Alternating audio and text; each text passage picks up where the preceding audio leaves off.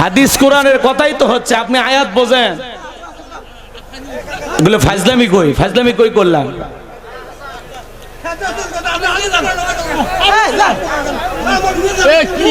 চাচা আপনি ওয়াজ করেন, আসেন ওয়াজ করেন, বসেন। আমার কথা বোঝেন নাই মনে হয়, এগুলো খারাপ কথা বলতেছি আমি। নামাজের ওয়াজই তো শুনতে চাইলেন আপনারা, তে নামাজের কথা আমি বলতেছি না। আজকে দেখেন কি সমাজে চালু হয়ে গেছে, রাজনীতি শুরু, নির্বাচন এখনো বাকি, মানুষের লাশ পড়া শুরু হয়ে গেছে। গতকালকে শেরপুরে দেখেছেন, দেখেন নাই? জামাতের একজন এমপি পদপ্রার্থী, তাকে কিভাবে নির্মম করে পাষণ্ড জঙ্গলি জানোয়ারের মতো, হিংস্র হায়নার মতো তার উপরে হামলা করে তাকে হত্যা করা হয়েছে, শহীদ করে দেওয়া হয়েছে। যারা এই বর্বর হামলার সাথে জড়িত, প্রশাসনকে বলতে যায় 24 ঘন্টার মধ্যে তাদের গ্রেফতার করতে হবে। এক মহিলা গ্রামের মধ্যে ঢুকতে চাচ্ছে, বলতে চাই মহিলা তুই কোন দলের, এই কথা বলে তার সাথে অশালীন আচরণ করতেছেন। এক জায়গায় দেখলাম এক মহিলার পেটে লাথি মারা হলো, শুধুমাত্র ভোট চাওয়ার অপরাধে। যারা মহিলার পেটে লাথি মারে, আমার মনে হয় এই সমস্ত কুলাঙ্গারের যারা জন্ম দিয়েছে ওই মা জীবনে বড় ভুল করেছে। কথা বলেন ঠিক কিনা? পাথর দিয়ে মানুষ হত্যা করেন আপনারা, কথা বলেন। আমার ভাই শরীফ ওসমান হাদিকে গুলি করে হত্যা করলেন আপনারা। আজ কত মাস হয়ে গেল হত্যাকারীকে ধরা গেল না। সিসি ফুটেজ আছে, মোটরসাইকেলে কারা গেল, কে হত্যা করলো নাই। কারণ এই হত্যাকাণ্ডের সাথে শত্রু না পুটি জড়িত নাই, জড়িত আছে রাখব বলেরা। কথা বলেন ঠিক কি না? আজকে বাস্তবতা করলে বললেই অনেকে রাগ করে। কিসের রাজনীতি হলো? আমি রাজনীতি করলাম, এটার নাম রাজনীতি। মানুষ হত্যা করবে সেটাও বলতে দেবেন না? হ্যাঁ কত ভাই, এটা কথা হইল না? না ভাই বলতেছে আমি রাজনীতি করলাম। আমি কি রাজনীতি করছি? এটার নাম কি রাজনীতি? শরীফ ওসমান হাদি ভাইকে হত্যা করেছে, তার বিচার চাওয়া যাবে না? হ্যাঁ, গতকালকে যে ভাইটাকে হত্যা করলো, বলেন তো এই হত্যাকাণ্ডের বিচার দরকার নাই? আর কত মানুষ জীবন দিবে, একদিন আপনাকেও মেরে ফেলে দিবে, আমারও মেরে ফেলে দিবে, তো বিচার চাইবেন না? কথা বলেন, বিচার চাওয়ার দরকার আছে না? না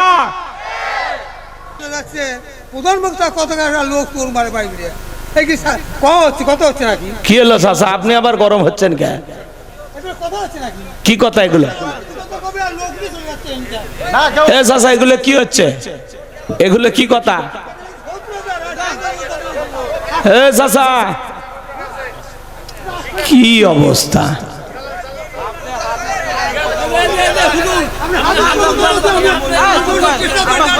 হাদিস কোরআনের কথাই তো হচ্ছে, আপনি আয়াত বোঝেন, এগুলো ফাজলামি কই, ফাজলামি কই করলাম।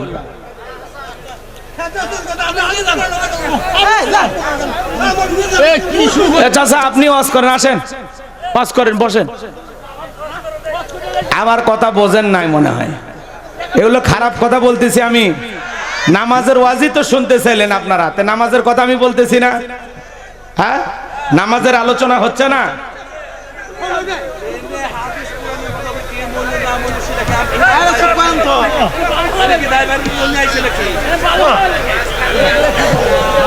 আল্লাহ হেদায়েত দান করুক, জোরে কোন আমিন। তাহলে বলেন তো ভাই, আল্লাযীনা হুম ফি সালাতিহিম খাশিউন, যারা নিজেদের সালাত বিনয়ের সহিত, নম্রতার সহিত আল্লাহর ভয় নিয়ে আদায় করে। নামাজ আদায় করবেন কার ভয়ে? 2 মিনিটে 2 রাকাত, 4 মিনিটে 4 রাকাত। এই 4G 5G গতি নামাজ পড়া যাবে না। নামাজ পড়তে হবে ধীরস্থির ভাবে, বিনয়ের সহিত, নম্রতার সহিত, আল্লাহর ভয় নিয়ে। আল্লাহর ভয়ে 5 ওয়াক্ত সালাত আদায় করা দরকার আছে না? না। 5 ওয়াক্ত সালাত নফল না ফরজ? জোরে বলেন। শুধু 7 দিন পরে পরে জুমার নামাজ পড়বেন। বাংলাদেশে জুমার নামাজ পড়ার জন্য মসজিদ ভাঙে 2 তলা 3 তলা করা হয়, আর ফজরের নামাজের সময় এক কাতার মুসল্লিও পাওয়া যায় না। এমনও মসজিদ আছে মুয়াজ্জিন একাই আযান দিয়ে একাই নামাজ পড়ে, এক দুলে ভাইও আসে না। আছে না? না। তাহলে বলেন 5 ওয়াক্ত সালাত আদায় করার দরকার আছে না নাই? আপনি জুমার 2 রাকাত পড়লেন, আসর মাগরিব এশা ফজরে কেন আসেন না? আসার দরকার আছে না নাই? কি খারাপ লাগতেছে? আন্দাজে লাফালে হবি, আগে শোনা লাগবে পুরোটা। আল্লাহ হেদায়েত দাও। এটা জোরে কোন আমিন। বক্তা কোয়ার শুনে দাওয়াত দিবেন, তাহলে ভালো হবে। কথা বুঝছেন? তাছাড়া মজা পাবেন না, নিচে ঝামেলা হবি। এত দূর থেকে মেহমান এসে অপমান করার দরকার আছে? আপনারা এত ওয়াজ বোঝেন, কিচ্ছু কওয়া হবে না। আলেম ওলামা ওয়াজ করবে, আপনারা শুনবেন, এটুকুই। কথা বোঝেন না? শোনার জন্য নিয়ে আসছেন না? হ্যাঁ, পুরোটা শুনলে মজা পাবেন। শুরু তো করা লাগবে, তাই না ভাই? আমার দিকে তাকান। আমি যেই সূরাটা আপনাদের সামনে তেলাওয়াত করেছি, এই সূরাটির নাম সূরা আল মুমিনুন। যারা অবিশ্বাসী কাফের, এদের জন্য আল্লাহ রাব্বুল আলামিন একটি সূরা নাজিল করেছেন। সূরাটির নাম হলো কাফিরুন। কুল ইয়া আইয়ুহাল কাফিরুন। কাফেরদের জন্য আল্লাহ রাব্বুল আলামিন সূরা কাফিরুন নাজিল করেছেন।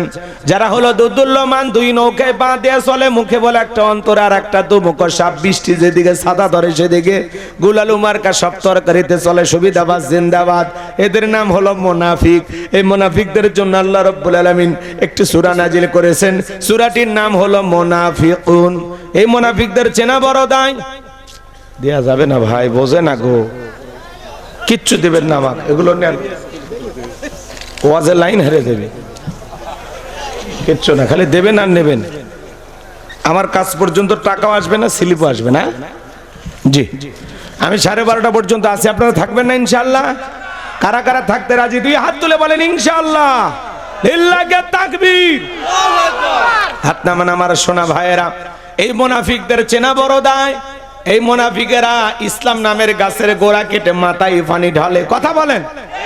চুপ করে থাক ধোঁকাবাজ, চোখে তোদের নাহি লাজ। চুপ করে থাক ধোঁকাবাজ, চোখে তোদের নাহি লাজ। গোড়া কেটে মাথায় ঢালো পানি, তোদের চিনি আর কতকাল করবি রে শয়তানি। ওরা ইসলাম নামের গাছের গোড়া কেটে মাথায় পানি ঢালে। ওরা সকালবেলা বলে কোরআনের মাহফিল চলবে, সন্ধ্যাবেলায় পুলিশ পাঠায় বন্ধ করে। কথা বলেন। দেখতে মুসলমানের মতো দাড়ি টুপি থাকার পরেও মনে রাখবেন অত সহজ না মুসলমান হওয়া। দাড়ি টুপি থাকার পরে মুনাফিক হতে পারে, হজ করার পরে আলহাজ মুনাফিক হতে পারে। নবীর পিছনে নামাজ পড়ে লোকটা যদি মুনাফিক হয়, আপনার আমার পিছনে নামাজ পড়ে তার সাথে বড়টা হবে। কথা বলেন ঠিক কিনা? মনে রাখবেন, হিন্দু বৌদ্ধ খ্রিস্টানদের ভিতর থেকে মুনাফিকের জন্ম হয় না, মুনাফিকের জন্ম হয় মুসলমানের ভিতর থেকে। কথা বলেন ঠিক কিনা? আর মনে রাখবেন, অমুসলিমের দ্বারা ইসলাম যত না ক্ষতিগ্রস্ত হয়, নামধারী মুনাফিক মার্কা মুসলমানের দ্বারা ইসলাম সবচেয়ে বেশি ক্ষতিগ্রস্ত হয়। মুনাফিকদের সেনা বড় কঠিন। আমার ভাইয়েরা, এই মুনাফিক চেনা বড় দায়, মুনাফিকদের চেনা বড় কঠিন। আজকে আমি মুনাফিকদেরকে নিয়ে আলোচনা করব না, কাফেরদেরকে নিয়ে আলোচনা করব না। আমি আলোচনা করব আল্লাহর ভিআইপি মুমিন বান্দাদেরকে নিয়ে। বলুন আল্লাহু আকবার। তাহলে সূরার নাম সূরা আল মুমিনুন। মোট আয়াত আছে 118, রুকু আছে 6টি। বিশ্ব নবীর মক্কার জিন্দেগিতে আল্লাহ রাব্বুল আলামিন এই সূরাটি নাজিল করেছেন। কোরআনুল কারীমের 23 নম্বর সূরা, 18 নম্বর পারার প্রথম সূরা।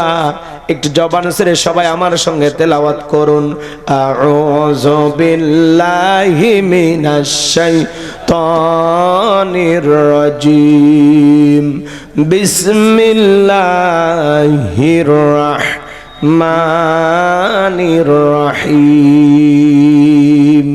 বিতাড়িত মুর্দার শয়তানের কাছ থেকে আল্লাহ পাকের কাছে আশ্রয় প্রার্থনা চাচ্ছি।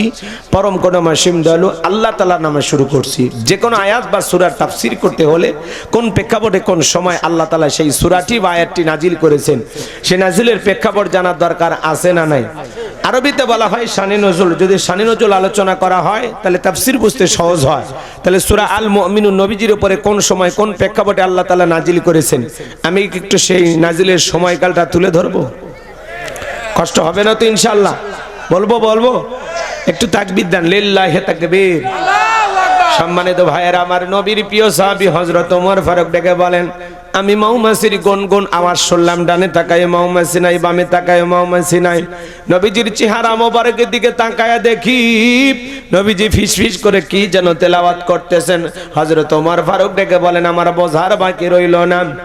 নবীজির উপরে আসমান থেকে কোরআনুল কারীম নাজিল হচ্ছে, আর বিশ্ব নবী কোরআনুল কারীম রিসিভ করতে ব্যস্ত। বলুন আল্লাহু আকবার।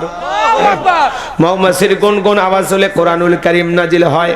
দপ্তরি ছুটির ঘন্টাই বাড়ি মারে, টন টন আওয়াজ হলে কোরআনুল কারীম নাজিল হয়। আমার ভাইয়েরা, নবীজি যখন ঘোড়ার উপরে থাকতেন, ওই সময় যদি কোরআনুল কারীম নাজিল হইতো, ওহির ভারে ঘোড়ার পা গুলো বালুর ভিতরে ডেবে যেত। বলুন আল্লাহু আকবার। নবী যখন উঠের উপরে থাকতেন, ওই সময় যদি কোরআনুল কারীম নাজিল হইতো, ওহির ভারে উঠের মাথা জমিনের সঙ্গে লেগে যেত। এক সাহাবী রানের উপরে মাথা রেখে নবী আরাম ফরমাচ্ছেন, ওই সময় কোরআনুল কারীম নাজিল হলো। সাহাবী ডেকে বলেন, আমার কাছে মনে হয় আমার রানটা ফেটে যাবে, আমার কাছে মনে হয় আমার রানের উপরে পাহাড় চেপে ধরা হয়েছে। তাহলে কোরআনুল কারীমের একটা আলাদা ওয়েট, আলাদা একটা ওজন আছে না নয়? দীর্ঘ 23 বছরে আল্লাহ রাব্বুল আলামিন নবীজির উপরে এই কোরআনুল কারীম নাজিল করেছেন। এই কোরআনের সম্মান মর্যাদা কত আমরা বুঝি না। এমন মুসলমান 50-60 বছর বয়স হয়ে গেছে, আল্লাহর কোরআনটা কোনোদিন খুলেও দেখেনি, কোরআন কোনোদিন পড়েনি। এরকম মুসলমান নাই?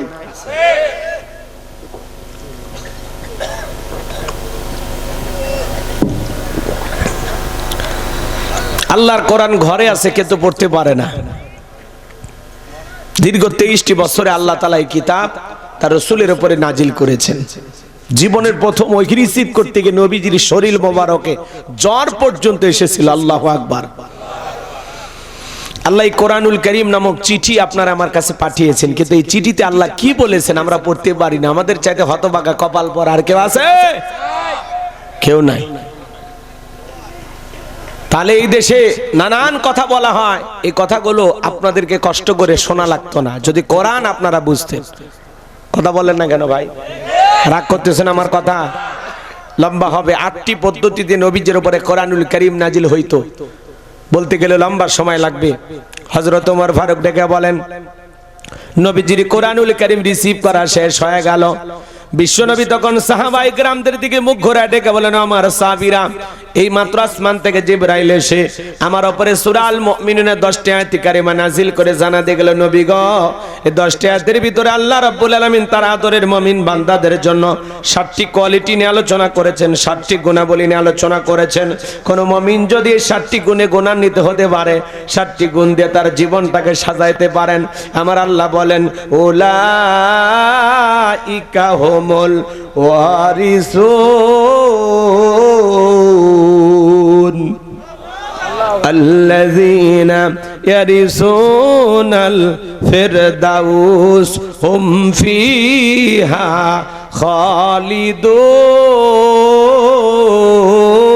খালিদুন। আমার আল্লাহ রাব্বুল আলামিন বলেন, তারাই হবেন উত্তরাধিকারী জান্নাতুল ফেরদাউসের, সেখানে তারা চিরকাল বসবাস করবেন। আমার আল্লাহ রাব্বুল আলামিন কোনদিন তাদেরকে জান্নাত থেকে বের করে দেবেন না। চিৎকার মেরে বলুন সুবহানাল্লাহ। বাবা মারা গেলে ওয়ারিশ সূত্রে সন্তান যেরকম বাবার সম্পত্তির ভাগ পায়, কোন মুমিন যদি 7টি গুণাবলী অর্জন করতে পারে, 7টি গুণ দিয়ে তার জীবনটাকে সাজাইতে পারেন, আল্লাহ রাব্বুল আলামিন তাকে জান্নাতুল ফিরদাউসের ওয়ারিশ বানায়া দিবেন, উত্তরাধিকারী বানায়া দিবেন। জান্নাতুল ফিরদাউসে তাদের নামে জায়গা বরাদ্দ থাকবে। আপনার আমার টার্গেট জান্নাত না জাহান্নাম? কারা কারা জান্নাতে যেতে চান দুই হাত তুলে আল্লাহকে দেখান। আল্লাহ আমাদের সবাইকে জান্নাতুল ফেরদাউসের মেহমান হিসেবে কবুল করুন। জোরে বলুন আমিন। আর একটু চিল্লায় বলুন আমিন। আর একটু জোরে বলুন আমিন। এবার 7টা আঙ্গুল দেখান। জান্নাতে যেতে হলে কয়টা গুণা বলি? 7টি। জোরে বলেন কয়টি? 7টি। আরো জোরে। এ জোর হলো না, উঠাই যাবে। হ্যাঁ, একটু মিছিল করার অভ্যাস করেন। 16 বছর মিছিল করতে পারেননি, এখন মিছিল শুরু হয়ে গেছে। মার্কা রে মার্কা, বাপ রে বাপ। আছে না? না, রাগ করতেছে? একটু অপেক্ষা করেন, ভালো লাগা তো শুরুই হয়নি। সামনে গেলে মজা পাবেন, একটু অপেক্ষা করেন, কেবল শুরু করতেছি। কষ্ট হচ্ছে নাকি আপনাদের বাজান? তাহলে সবার চাওয়া এখানে যত মানুষ আছি আমরা কেউ কি জাহান্নামে যেতে চায়? সবার চাওয়া কি ভাই? জান্নাত। জান্নাত। জান্নাত ছাড়া তো জাহান্নামে যাবেন না, নাকি কোন? যাবেন নাকি? কেউ জাহান্নামে দুই একজন থাকলে হাত তোলেন। কারো নিয়ত নেই জাহান্নামে যাওয়া, আমাদের সবার টার্গেট জান্নাতে যাওয়া। আজকে আমি গোলাম রব্বানী এমন একটি আলোচনার বিষয় আপনাদের সামনে উপস্থাপন করব, যদি এই জীবনে কয়েকটা বিষয় আপনারা জীবন দশা আমল করতে পারেন, আপনাদের নামে জান্নাতুল ফেরদাউসের জায়গা বরাদ্দ থাকবে। ঢাকা গুলশানে যদি কারো বাড়ি থাকে, লোকটার মোশান কম না বেশি? উত্তরায় যদি হুজুর ঢাকা উত্তরে থেকে গুলশানে থেকে, আপনি কি মনে করেন ফুটপাতের লোক? এটা ভাবই আলাদা। আজকের আলোচনা শুনে ঢাকা গুলশান বা উত্তরায় বাড়ি না, জান্নাতুল ফেরদাউসে আপনার নামে জায়গা বরাদ্দ হবে। সুবহানাল্লাহ কোন? সুবহানাল্লাহ।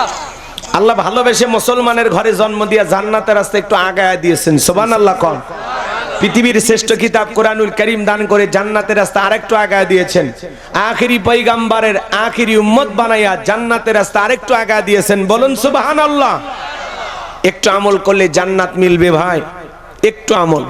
খুব মনোযোগ দিয়ে কথাগুলো শুনবেন, লম্বা বক্তৃতা হবে না আজকে, সংক্ষিপ্ত কিছু কথা বলবো, তবে খুবই গুরুত্বপূর্ণ, মন দিয়ে কথাগুলো শুনবেন। আমার ভাইয়েরা, নবী তখন সাহাবা ইকরামদের সামনে তেলাওয়াত করে শুনিয়ে দিলেন, আমার আল্লাহ বলেন, ক্বাদ আফলাহাল মুমিনুন। আমার আল্লাহ রাব্বুল আলামিন বলেন, অবশ্যই মুমিনেরা সফল, অলরেডি মুমিনেরা সফল। সফল হয়েছে তারা, ঈমান এনেছে যারা। আল্লাহু আকবার বলেন। ক্বাদ আফলাহাল মুমিনুন, অবশ্যই মুমিনেরা সফল, অলরেডি মুমিনেরা সফল। সফল হয়েছে তারা, ঈমান এনেছে যারা। ঈমানদার ছাড়া আল্লাহর কাছে সফল হওয়া যাবে? বর্তমান এদিক খেয়াল করেন, আমাদের ধ্যান ধারণা বর্তমানে, আমাদের যে মন মানসিকতা, সেই জায়গা থেকে আমাদের চিন্তা ভাবনা, ক্ষমতা থাকলে সফল, টাকা থাকলে সফল, যশ খ্যাতি, নায়ক, সুপারস্টার, ক্রিকেটার, ফুটবলার, এরা বুঝি সফল। ব্যবসায়িক দিক দিয়ে ওই লোকটা মনে হয় সফল না। আল্লাহর কাছে এগুলো সফলতার মাপকাঠি না। আল্লাহর কাছে সফল হতে পারবে তারা, ঈমান আনবে যারা। আল্লাহু আকবার কোন? বর্তমান পৃথিবীর সবচেয়ে ক্ষমতাধর ব্যক্তির নাম হলো ডোনাল্ড ট্রাম্প, আমেরিকার প্রেসিডেন্ট। ভালো করে বুঝবেন। আপনাদের এলাকায় একটা বাজার আছে না, ভাঙ্গুরা বাজার? এই বাজারে আল্লাহর একজন বান্দা তরি তরকারি বিক্রি করে, সবজি বিক্রেতা। আজান দেওয়ার পরে আল্লাহর গোলাম মসজিদে গিয়ে মাথা নত করে যদি আল্লাহকে সিজদা দেয়, বলেন তো পৃথিবীর বর্ণনেতা ডোনাল্ড ট্রাম্পের চাইতে ওই সবজি বিক্রেতা ইমানদারের দাম কম না বেশি? তার মানে কি বুঝলেন? ঈমান আছে যার, আল্লাহর কাছে দাম আছে তা। ওই বেঈমানেরা ক্ষমতার দিক দিয়ে দুনিয়াতে সফল হতে পারে, মরার পরে সবগুলো বেঈমানকে পিটাইয়া জাহান্নামে পাঠায়া দিবেন। তিনি কে? রাগ করতেছেন?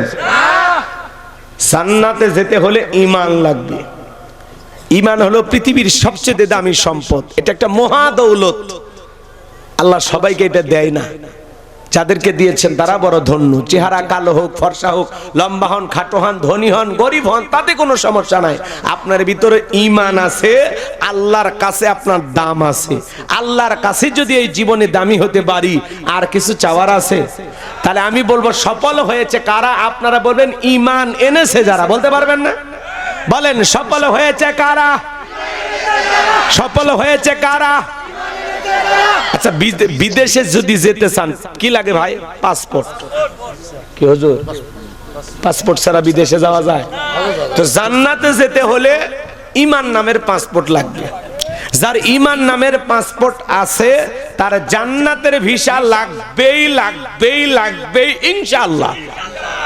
যার ঈমান আছে এই ব্যক্তি জান্নাতে যাবেই। কথা কয় না কেন? সেটা কেমন ঈমান? একটু অপেক্ষা করেন। কষ্ট হচ্ছে নাকি আপনাদের? বিরক্ত হচ্ছেন আমার কথা? গভীর মনোযোগ বাজান গো আমার। আল্লাহর কাছে সফল হতে পারবে তারা, ঈমান আনবে যারা। ছোট্ট একটা প্রশ্ন করে, ও ভাঙ্গুরার যুবক ভাইয়েরা, আপনাদের এলাকায় একজন অমুসলিম জোহরের নামাজের পূর্বে কালেমা পড়ে মুসলমান হয়েছে। এইবার বলেন তো বাজান, ওই ব্যক্তির উপরে জোহরের সালাত আদায় করা কি ফরজ? ঈমান আনার পরে মুমিন জীবনের সবচেয়ে গুরুত্বপূর্ণ ইবাদতের নাম হলো সালাত, নামাজ। দেখেন, আমার আল্লাহ তাআলা যখন মুমিন বান্দার 7টি কোয়ালিটি নিয়ে, 7টি গুণাবলী নিয়ে আলোচনা শুরু করলেন, 1 নাম্বার আল্লাহ সালাত দিয়ে শুরু করলেন। কিয়ামতের ময়দানে বান্দার হিসাব যখন আল্লাহ শুরু করবেন, সর্বপ্রথম সালাত দিয়ে হিসাব শুরু হবে। নামাজের হিসাব যদি ঠিকঠাক দিতে পারেন, বাকি হিসাব যদি একটু 19-20 হয়, আল্লাহ মাফ করে দেবেন, ছাড় দেবেন। কিন্তু সালাতের হিসাবে যদি আপনি ধরা খেয়ে যান, বাকি হিসাব আপনার জন্য আরো বেশি কঠিন হবে, আরো বেশি কড়াকড়ি হবে। তাহলে কিয়ামতের ময়দানে আপনার আমার আমলনামা খুলবেন, হিসাব শুরু হবে সর্বপ্রথম নামাজ দিয়ে।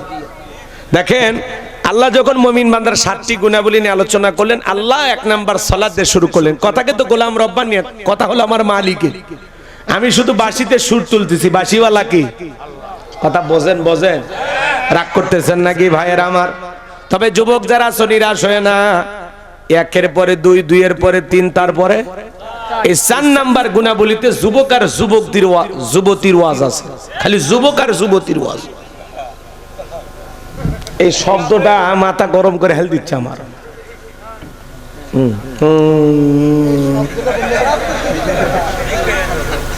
মাসি যদি ঘুমাইছেন, ভ্যান ভ্যান করে, বিরক্ত লাগে না? এরকম কোন একটা শব্দ আসলে ওটা ভালো লাগে, মানে মন মানসিকতা এলোমেলো হয়ে যাচ্ছে। আমার ভাইয়েরা গভীর মনোযোগ দিয়ে শোনেন। তাহলে যুবক কয় নাম্বার পর্যন্ত অপেক্ষা করা লাগিচ্ছে? আরে অপেক্ষা করাই লিখবি, যে পোলা হচ্ছে ছেড়ে দেওয়া যাবে না সারা রাত। ঠিক আছে আমার ভাইয়েরা, তাহলে শুরু হয়ে গেল মুমিন বান্দার 1 নাম্বার গুণাবলী, আল্লাযীনা হুম ফি সালাতিহিম খাশিউন।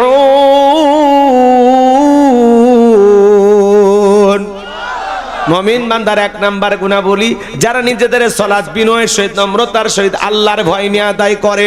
আপনি আমি সালাত আদায় করব, অন্তরে ভয় থাকতে হবে কার? ইয়া আইয়ুহাল্লাযিনা আমানুত্তাকুল্লাহ, হে ঈমানদারগণ আমি আল্লাহকে ভয় করো। হাক্কা তুকাতিহি, ভয় করার মতো ভয় করো। কিভাবে সালাত আদায় করবেন আল্লাহ সেই কথা বলেন, আল্লাযিনা হুম ফি সালাতিহিম খাশিউন। আমার আল্লাহ বলেন মুমিন বান্দার 1 নাম্বার গুণাবলী, যারা নিজেদের সালাত বিনয়ের সহিত, নম্রতার সহিত আল্লাহর ভয় নিয়ে খুশু খুজু ভাব নিয়ে আদায় করে। আয়াতের ব্যাখ্যায় তাফসীরকাররা লিখেছেন, তাফসীর ইবনে কাসির থেকে বলছি, অন্তরের ভিতরে সুচিন্তা, দুশ্চিন্তা, কুশ্চিন্তা, বিবির কথা, সংসারের কথা, ব্যবসা বাণিজ্যের কথা, দুনিয়াবি কোনো চিন্তা ভাবনা মনের মধ্যে রাখা যাবে না। টেনশন মুক্ত হৃদয় নিয়ে আল্লাহর ভয় নিয়ে মসজিদে যাওয়ার দরকার আছে না? না। কিভাবে নামাজ আদায় করবেন? নবীজি কিভাবে নামাজ আদায় করতেন? আম্মা জান আয়েশা ডেকে বলেন, নবীজি নামাজের ভিতরে এত লম্বা সময় দাঁড়িয়ে থাকতেন, মাঝে মাঝে মনে হয় নবীজি আর কোনোদিন আর রুকুতে যাবেন না, এমন একটা পরিবেশ তৈরি হয়ে যেত। এত লম্বা সময় নামাজে দাঁড়িয়ে থাকতেন, মনে হয় সারা জীবন নবী নামাজেই দাঁড়িয়ে থাকবেন। দাঁড়িয়ে থাকতে থাকতে পা ফুলে উঠত। সুবহানাল্লাহ। আম্মা জান আয়েশা বলেন, এরপরে যখন রুকুতে যাইতেন মনে হয় আর কোনোদিন রুকুতে উঠবে না, এত লম্বা সময় রুকুতে থাকতেন মুহাম্মদ সাল্লাল্লাহু আলাইহি ওয়াসাল্লাম। আম্মা জান আয়েশা বলেন, এরপরে যখন সিজদায় যান, এত লম্বা সময় থাকেন, মনে হয় কোনোদিন সিজদা থেকে নবী মাথা উঠাবেন না। আল্লাহু আকবার। নামাজে সবচেয়ে লম্বা সময় দাঁড়িয়ে থাকতেন মুহাম্মদ সাল্লাল্লাহু আলাইহি ওয়াসাল্লাম। লম্বা সময় রুকু করতেন মুহাম্মদ সাল্লাল্লাহু আলাইহি ওয়াসাল্লাম। লম্বা সময় সিজদায় থাকতেন আপনার আমার নবী মুহাম্মদ সাল্লাল্লাহু আলাইহি ওয়াসাল্লাম। আর আমরা সিজদায় যাইতে দেরি, মাথা তুলতে দেরি নেই। কথা কয় না? কথা কয় না? সাহাবায়ে কিরাম কিভাবে নামাজ আদায় করতেন? মরুভূমিতে নবীর সাহাবীরা যখন নামাজে দাঁড়িয়ে যেতেন, ওই মরুভূমির পাখিগুলো খেজুর গাছ মনে করে সাহাবায়ে কিরামদের মাথার উপরে, কাঁধের উপরে বসে থাকতো। নবীর সাহাবীরা সালাতে এত মনোযোগ, কাঁধে পাখি পড়ে থাকে, তারপরেও টের পাইতো না। কোন সুবহানাল্লাহ। আর আপনি যদি একটা মশা পড়ে এই হাতে, এই জায়গা আগে মশা মারে, তারপরে জুড়ে ধরে, আছে না নাই? আমার ভাইয়েরা, হযরতে তালহা রাদিয়াল্লাহু তাআলা সালাত আদায় করতেছেন, জঙ্গল থেকে সাপ এসে ছেলেটা খেলা করতেছিল, পেঁচিয়ে ধরেছেন। স্ত্রী মানুষজনকে ডাকলেন, ছেলেটারে বিপদ মুক্ত করলেন। হযরতে তালহা নামাজ শেষে জিজ্ঞাসা করেন, বিবি রে, বাড়িতে এত মানুষজন, ব্যাপারটা বুঝতে পারলাম না। ডেকে বলে, স্বামী, আপনি যখন নামাজ আদায় করতেছিলেন, জঙ্গল থেকে সাপ এসে সন্তানটাকে পেঁচিয়ে ধরেছিল, এই মানুষজনকে ডাকলাম আর ছেলেটাকে বিপদ মুক্ত করলাম। এত ঘটনা আপনার চোখের সামনে ঘটে গেল, আপনি কি কিছুই বলতে পারেন না? হযরতে তালহা ডেকে বলেন, বিবি রে, নামাজের মধ্যে মন যদি এদিক সেদিক চলে যায়, তাহলে নামাজ তো আর নামাজ থাকে না। আল্লাহু আকবার বলেন। আপনি নামাজ পড়েন ভাঙ্গুরা, মন চলে যায়, পাপ নাই, কথা কন। নামাজ পড়ে ভাঙ্গুরা, মন চলে যায়, পাপ না। নামাজের মধ্যে তারা মন খালি ছটফট করে, দুনিয়াবি নানান চিন্তা ভাবনা নামাজের মধ্যে মনে হয়। মাঝে মাঝে দুনিয়াবি এত কথা নামাজের মধ্যে মনে হয়, সিজদা দুইটা দিলাম না একটা দিলাম, মনে থাকে না, কথা বলেন। মাঝে মাঝে দুনিয়াবি এত কথা নামাজের মধ্যে মনে হয়, নামাজ 2 রাকাত না 3 রাকাত, মনেই থাকে না। আমাদের পাগল মন খালি ছটফট করে, নামাজের মধ্যে সব কথা মনে হয়, কথা কয় না। কি মন? পাগল মন খালি ছটফট করে। পাগল মোহন মন রে, মন কেন উল্টো পাল্টা বলে? ও পাগল মন মোহন রে, মন কেন মসজিদে না যায় রে? আল্লাহ রে, কোন দুনিয়ায় পাঠাইলাই আমারে? বর্তমানের নারী পুরুষ সমান সমান মাপ, লম্বা চুল কাটিয়া আবার মাথায় লাগাই ক্যাপ। আল্লাহ রে, কোন দুনিয়ায় পাঠাই লাই আমারে? হিন্দি গানের টান মারিয়া রাস্তা হাইটা যায়, আবার কারো সুরে সুরে বুকটা ফাইটা যায়। আল্লাহ রে, কোন জামানায় পাঠাই লাই আমারে? জিন্সের প্যান্ট শার্ট পরিয়া রাস্তা হাইটা যায়, পোলা না মাইয়া ওইটা সেনা বড় দায়। কানে পড়ছে দুল, কপালে পড়ছে টিপ, কাছে যদি বলেন বিলকিস সাবা, কয় না আমি আবুল, আছে না? না, নবী মুহাম্মদ সাল্লাল্লাহু আলাইহি সাল্লাম বলেছেন, বুখারীর হাদিস, কোন পুরুষ যদি নারীর বেশ ধারণ করে আর কোন নারী যদি পুরুষের বেশ ধারণ করে, আল্লাহর লানত তাদের উপরে, কথা বলেন ঠিক কি না? এজন্য যুবক, তোমার পোশাক নারীদের মতো হতে পারে না, নারী তোমার পোশাক পুরুষের মতো হতে পারে না। এরপরে দেশে এক শ্রেণীর উচ্ছৃঙ্খল মা বোনেরা পোশাকের স্বাধীনতার নামে আন্দোলন করে, বলে পোশাকের স্বাধীনতা চাই। কেমন স্বাধীনতা? বলে আগে দাদি নানি ব্লাউজ ছাড়া শাড়ি পরেছিল, আমরা পড়তে চাই। আগের দাদি নানির তুলনা দেন, আগেকার দাদি নানিরা কত ভদ্র ছিল, পুরুষের কণ্ঠের আওয়াজ পাইলে ঘরের কোনায় লুকাইতো। আর এখনকার ডিজিটাল মা বোনেরা পুরুষের কণ্ঠের আওয়াজ পাইলে বাড়ির দরজা খুলে গেট খুলে বলে, কার কাছে আসছেন? বাদশা তো আমারই স্বামী, কি বলবেন, আসেন ভিতরে আসেন, এক কাপ চা দিয়ে খেয়ে যান, খালি খালি যাবেন, আমার খুব খারাপ লাগবে গো। কি মায়াবী সুর, এমন কায়দায় ডাকে মনে হয় মায়ের পেটের ভাই। আছে না? নয়, ওই নারী জানেও না যে এই পুরুষের সাথে দেখা করা, কথা বলা জায়েজই নাই, আর চায়ের অফার করতেছে, আসেন এক কাপ চা খেয়ে যান। কি নরম আর মায়াবী সুর। আর স্বামীর সামনে, অন্য পুরুষের সামনে কর্কশ ভাষায় কথা বলতে হবে। কেউ বাড়ির দুয়ারে আসছে, বাড়ির তাই খুঁজে নেন, সব ঝামেলা বাড়ির উপর আছে, সহ্য হয় না। আপনার আওয়াজ শুনে শুনে মনে হয় যেটা মহিলা না আজরাইল।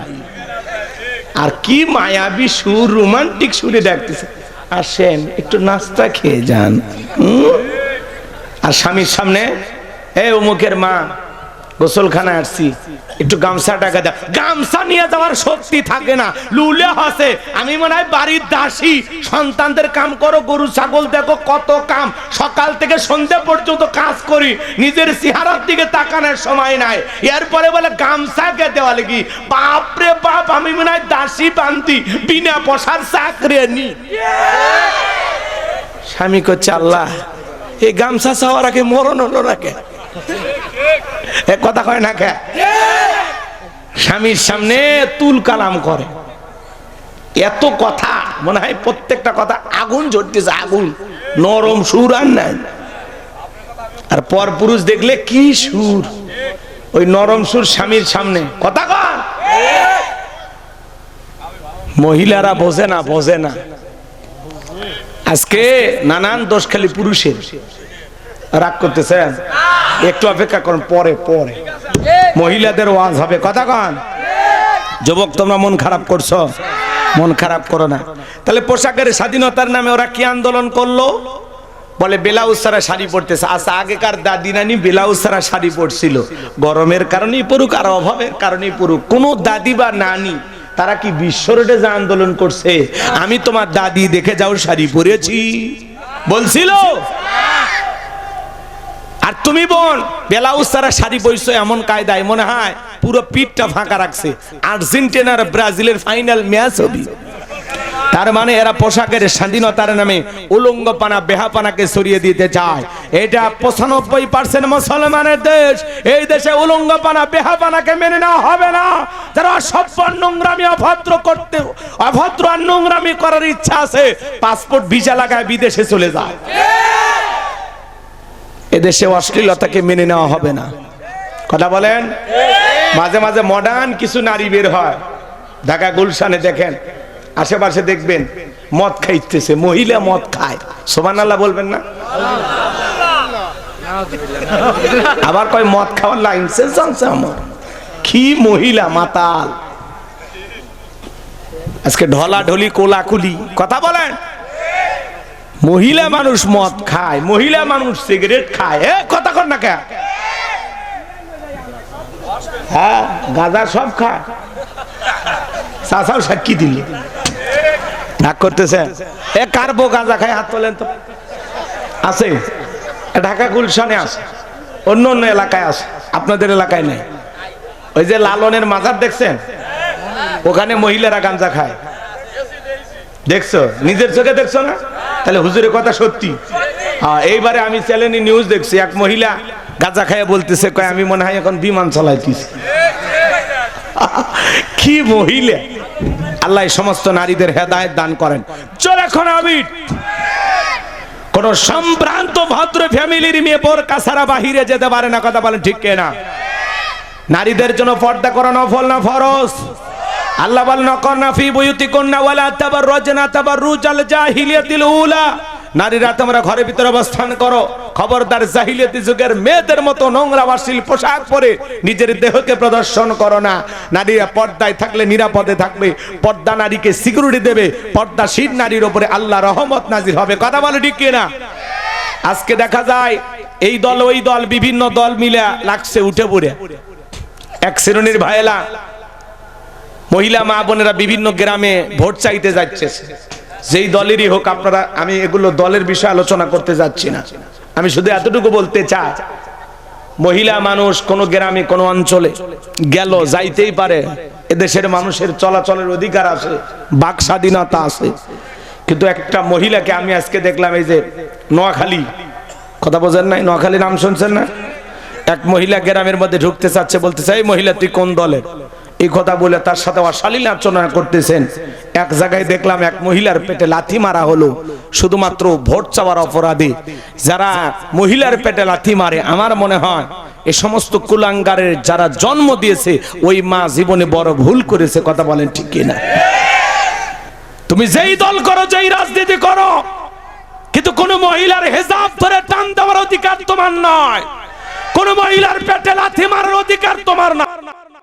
কথা বলে ঠিক কিনা? এগুলো অতিরঞ্জিত বাড়াবাড়ি। আপনি মহিলা কর্মী নিয়ে যান, নিয়ে যা ভোট চান, আপনাকে কে মানা করছে? এ কথা কন না কে? মহিলার পেটে লাথি মারতেছে ভাই। এখনই যারা মহিলাকে অসম্মান করতেছে, এরা ভবিষ্যতে কি করতে পারে জাতি বোঝে না? কেন মহিলাকে অসম্মান করতে হবে? মা জাতির প্রতি শ্রদ্ধার সম্মান থাকতে হবে। যারা নারী জাতিকে সম্মান করতে পারে না, নারীর পর্দা হেজাব ধরে টান দেয়, আমার মনে হয় এদের জন্ম দুর্ঘটনায় হয়েছে। কেন টান দাও? বোরকা ধরে হেজাব ধরে টান দাও কেন? এই ছেলে, তোমার সাহস হয় কি করে? একজন মুসলিম নারীর পেটে লাথি মারো, কিভাবে সাহস হয়? কপাল তোমাদের ভালো, এই দেশে শরিয়ার আইন চালু নাই। তোরে দেখায়া দিতাম। কথা কোন ঠিক না? আজকে দেখেন কি সমাজে চালু হয়ে গেছে। রাজনীতি শুরু, নির্বাচন এখনো বাকি, মানুষের লাশ পড়া শুরু হয়ে গেছে। গতকালকে শেরপুরে দেখেছেন, দেখেন নাই? জামাতের একজন এমপি পদপ্রার্থী, তাকে কিভাবে নির্মম করে পাষণ্ড জঙ্গলি জানোয়ারের মতো, হিংস্র হায়নার মতো তার উপরে হামলা করে তাকে হত্যা করা হয়েছে, শহীদ করে দেওয়া হয়েছে। যারা এই বর্বর হামলার সাথে জড়িত, প্রশাসনকে বলতে চায় 24 ঘন্টার মধ্যে তাদের গ্রেফতার করতে হবে। তারা আবার ফেসবুক লাইভে হুমকি দেয়, অমুককে জবাই করা হবে। ফেসবুক আইডি থেকে বলা হয়েছে যে অমুক নেতাকে জবাই করা হবে। এরপরে প্রশাসন এখনো হত্যাকারীকে ধরতে পারেনি। আজকে তার ছোট্ট বাচ্চা কি কান্নাকাটি, লক্ষ লক্ষ মানুষ তারা জানা যায় অঝরে চোখের পানি ছেড়ে দিয়া সবাই তাকে বিদায় দিল। এই তো জামালপুর শেরপুর শ্রীবতী উপজেলার একজন এমপি পদপ্রার্থী। কি ছিল অপরাধ? জামাত ইসলাম করে এটাই অপরাধ? এ কথা বলেন না কেন? উনি এক দলের এমপি পদপ্রার্থী দাঁড়াইছে, ভোট দিলে জনগণ হইবে, না হইলে না হইবে না, মারামারি কেন? কথা বলেন না কেন? আব্দুল কুদ্দুসও দাঁড়াবে, আব্দুল করিম দাঁড়াবে, আব্দুর রহমান দাঁড়াবে, শাহ আলী, ফতে আলী, সবাই দাঁড়াবে। কথা বলেন না কেন? এদেশে সবারই অধিকার আছে। আপনি কেন লাফালাফি করতেছেন? মানুষকে কেন মারতেছেন? প্রতিপক্ষকে কেন আঘাত করতেছেন? কেন এইভাবে বর্বর হামলা করে হত্যা করতেছেন? আর কত এই দেশে মানুষের রক্ত নিয়ে রাজনীতি হবে?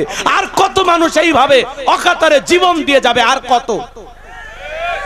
পাথর দিয়ে মানুষ হত্যা করেন আপনারা। কথা বলেন। আমার ভাই শরীফ ওসমান হাদিকে গুলি করে হত্যা করলেন আপনারা। আজ কত মাস হয়ে গেল হত্যাকারীকে ধরা গেল না। সিসি ফুটেজ আছে, মোটরসাইকেলে কারা গেল, কে হত্যা করলো নাই। কারণ এই হত্যাকাণ্ডের সাথে শত্রু না পুটি জড়িত নাই, জড়িত আছে রাখব বলেরা। কথা বলেন ঠিক কি না? আজকে বাস্তবতা করলে বললেই অনেকে রাগ করে। কিসের রাজনীতি হলো? আমি রাজনীতি করলাম, এটার নাম রাজনীতি? মানুষ হত্যা করবে সেটাও বলতে দেবেন না? হ্যাঁ কত ভাই, এটা কথা হইল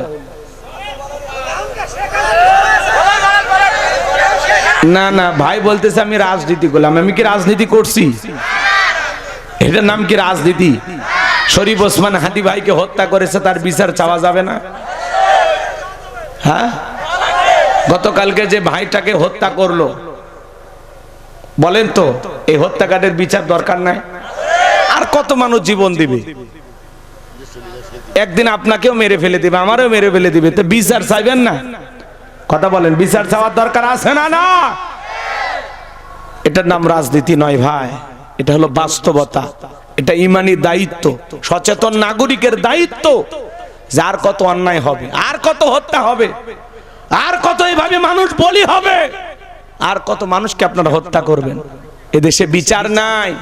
কথা বলেন, বিচার আছে? বিচার নাই। এত সুবিধাবাদ জিন্দাবাদ হলে হবে চাচা? এলে বাজে কথা। হ্যাঁ, এগুলো বাস্তবতা বললে কি অসুবিধা নাকি? এত ভয় পাচ্ছেন কে? না, আমি বলতেছি এই দেশে কোনো মানুষের হত্যা হলো তার বিচার চাওয়া যাবে না? এটা কি অন্যায়? আপনারা এত সমস্যা কে আপনাদের? আল্লাহ হেদায়েত দান করুক। হে জোরে কোন আমিন। আপনাদের চোখের সামনে কাউরে ধর্ষণ করলে আপনারা বিচার চাবেন না, হত্যা করলেও বিচার চাইবেন না। এলে মুনাফিকি ঈমান নিয়ে জান্নাত তো যাবেন। ফাজলামি করেন না, একটু ভালো মানুষ হওয়ার চিন্তা ভাবনা করেন।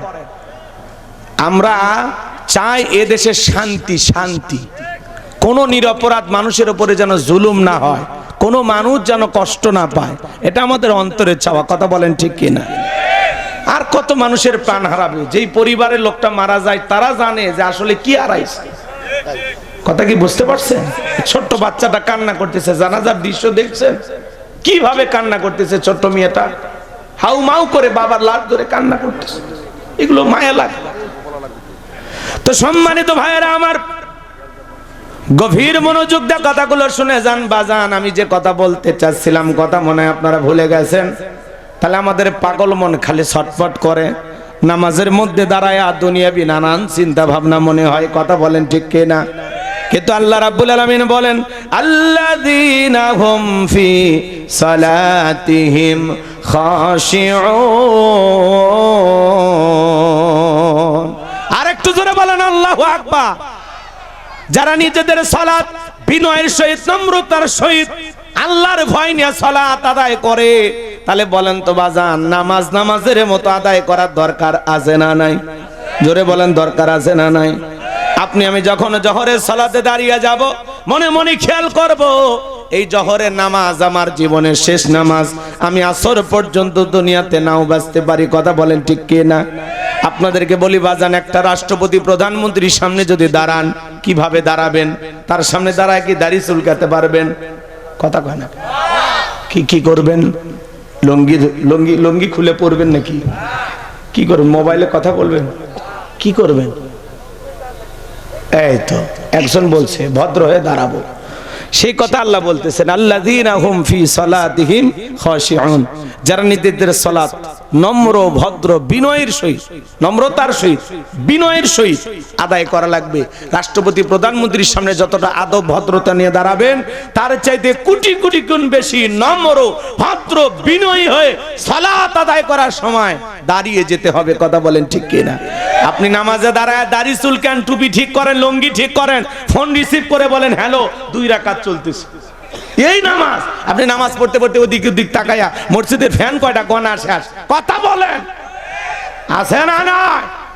এক চাষা আমি এত তারা হুড়ে করে ওযু করছে, এক ঠ্যাং না ধুয়ে মসজিদে ঢুকছে, তাই সালে মসজিদ পিছলে খায়, চাষা একদিক লুঙ্গি একদিক, তাও আল্লাহু আকবার।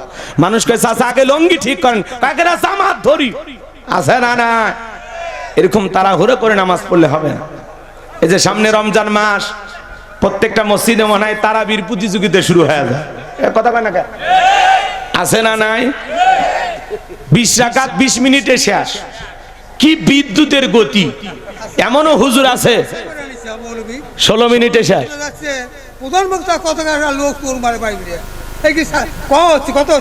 কি হলো চাচা, আপনি আবার গরম হচ্ছেন কে? কি কথা এগুলো? চাচা এগুলো কি হচ্ছে? এগুলো কি কথা? চাচা কি অবস্থা!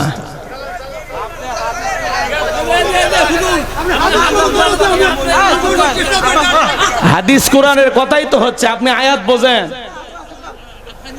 এগুলো ফাজলামি কই, ফাজলামি কই করলাম?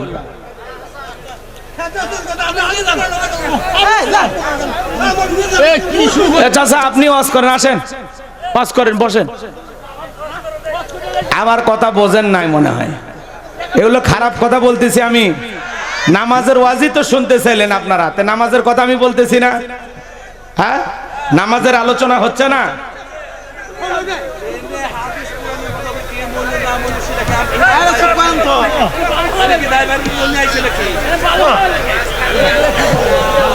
আল্লাহ হেদায়েত দান করুক। জোরে কোন আমিন। তাহলে বলেন তো ভাই, আল্লাযীনা হুম ফি সালাতিহিম খাশিউন। যারা নিজেদের সালাত বিনয়ের সহিত নম্রতার সহিত আল্লাহর ভয় নিয়ে আদায় করে। নামাজ আদায় করবেন কার ভয়ে? 2 মিনিটে 2 রাকাত, 4 মিনিটে 4 রাকাত। এই 4G 5G গতি নামাজ পড়া যাবে না। নামাজ পড়তে হবে ধীরস্থির ভাবে, বিনয়ের সহিত নম্রতার সহিত আল্লাহর ভয় নিয়ে। আল্লাহর ভয়ে 5 ওয়াক্ত সালাত আদায় করা দরকার আছে না না? 5 ওয়াক্ত সালাত নফল না ফরজ? জোরে বলেন। শুধু 7 দিন পরে পরে জুমার নামাজ পড়বেন। বাংলাদেশে জুমার নামাজ পড়ার জন্য মসজিদ ভাঙে 2 তলা 3 তলা করা হয়, আর ফজরের নামাজের সময় এক কাতার মুসল্লিও পাওয়া যায় না। এমনও মসজিদ আছে মুয়াজ্জিন একাই আযান দিয়ে একাই নামাজ পড়ে, এক দুলে ভাইও আসে না। আছে না না? তাহলে বলেন 5 ওয়াক্ত সালাত আদায় করা দরকার আছে না নাই? আপনি জুমার 2 রাকাত পড়লেন, আসর মাগরিব এশা ফজরে কেন আসেন না? আসার দরকার আছে না নাই? জোরে বলেন বাজান। কাকার কখন মৃত্যু হবে আমরা কেউ জানি? হঠাৎ করে দুনিয়া ছেড়ে চলে যেতে হবে। আপনি চা স্টলে বসে গল্প করতেছেন, তবু মসজিদে যান না। আপনি ফজর পড়িয়া আরামে ঘুমাইতেছেন, ফজরের নামাজের খবর নাই, সকাল 9টায় আপনার ঘুম ভাঙে। এরকম মুসলমান আছে না নাই?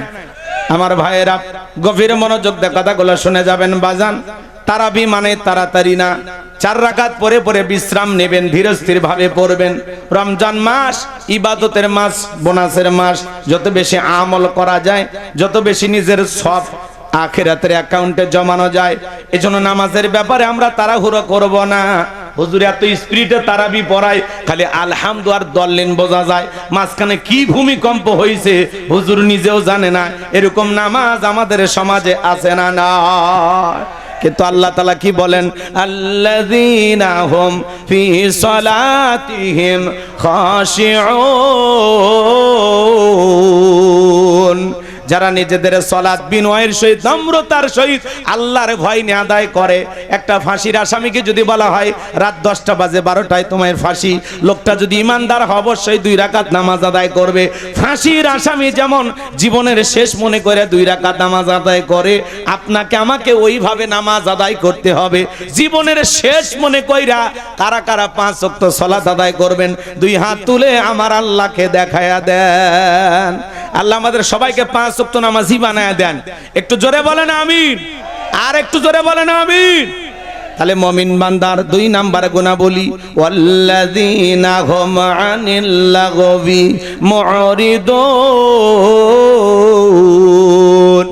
মুমিন বান্দার 2 নাম্বার গুণাবলী, অনার্থক কথাবার্তা বলা যাবে না, আজে বাজে কথা বলা যাবে না।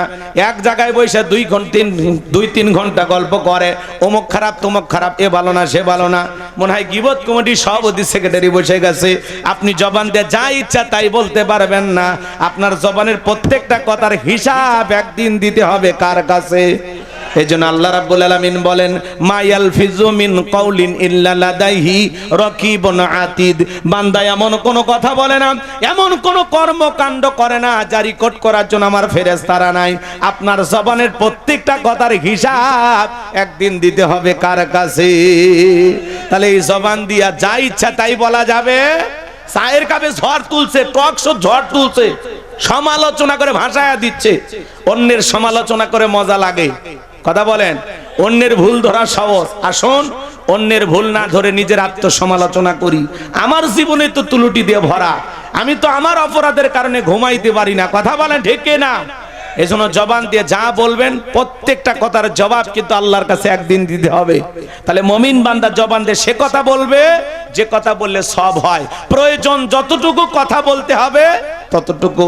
মুমিন বান্দার 2 নাম্বার গুণাবলী, মুমিন বান্দার টাকা হয়ে গেলে মুমিন বান্দা সিনেমা হল বানাবে না, যাত্রা গানের আয়োজন করবে না, গানের কনসার্ট দেবে না, মদের বার দেবে না, সিনেমা হল বানাবে না। মুমিনের টাকা হলে মুমিন মসজিদ বানাবে, মাদ্রাসা বানাবে, ঈদগাহ মাঠ বানাবে, কবরস্থান বানাবে। মুমিনের টাকা ভালো কাজে ব্যয় হবে, কথা বলেন ঠিক কি না? মুমিন বান্দার 2 নাম্বার গুণাবলী, এই কান দিয়ে গান শোনা যাবে না। যুবকরে কানের ভিতর ইয়ারফোন লাগায় গান শোনো, রূপবানে নাচে কমর দোলাইয়া, আল্লাহর ফেরেশতারা কবরে নিয়ে পিটাবে ঝোলাইয়া ঝোলাইয়া। আল্লাহ গান শোনার জন্য দেয় নাই। হক্কানে উলামায়ে কিরামদের বয়ান শুনতে হবে, ইসলামী সঙ্গীত শুনতে হবে, কোরআন তেলাওয়াত শ্রবণ করতে হবে। সিরাজগঞ্জের এক যুবক রেল লাইন পার হয়ে যায়, কানের ভিতর ইয়ারফোন লাগায়া ট্রেনে এসে ধাক্কা মেরে 3 টুকরে করে ধুয়ে গেছে। মরার পরেও কানের ভিতর ইয়ারফোন লাগানো ছিল। এখন কবরে যা, ফেরেশতারা তোর জাগা মতো বাদ্যযন্ত্র বাজাবে, কথা বলে ঠিক কি না? তাহলে যুবক কানে ইয়ারফোন লাগায়া ঘুমের মধ্যে চলে গেলা, এই ঘুম যদি আর না ভাঙে, পিকনিকের গাড়িতে যা নাচতেছো, ছাদ থেকে পইরা কত যুবক মারা গেল, কথা কয় না? এরকম ভাবে দুনিয়া ছেড়ে চলে যেতে হবে। কখন মৃত্যু চলে আসবে? নাচতে নাচতে মারা যাচ্ছে মানুষ, হ্যাঁ, গান গাইতে গাইতে মারা যাচ্ছে। টেবিলের সামনে খাবার চলে আসছে, এখন শুধু লোকমাটা তুলে মুখে দিবে, তার আগে মৃত্যু চলে আসছে, কথা বোঝেন নাই? এই জন্য আমাদের কান দিয়ে ভালো কথা শ্রবণ করতে হবে। মুমিন বান্দা জবান দিয়ে সে কথা বলবে যে কথা বললে সব হয়। এদিক খেয়াল করেন, মুমিন বান্দার টাকা হলে মুমিন বান্দা এই টাকাগুলো ভালো কাজে ব্যয় করবে, মসজিদ মাদ্রাসা কবরস্থান বানাবে। মুমিন বান্দা কান দিয়ে সেটা শ্রবণ করবে যেটা শুনলে সব হয়। এক কথায় সব আছে যেখানে আর গুনাহ আছে যেখানে। মন্দ কথা বলবো না, মন্দ কাজ করব না, মন্দটা শুনবো না, ভালো কথা বলবো, ভালো কাজ করব, ভালোটা শ্রবণ করব, মনে থাকবে তো ইনশাআল্লাহ। এইবার মুমিন বান্দার 3 নাম্বার গুনাহ বলে, যুবক রেডি, এরপরে কিন্তু চা, কথা কয় না? মুমিন বান্দার 3 নাম্বার গুণাবলী, ওয়াল্লাযীনা হুম লিয-যাকাতি ফাঈলুন।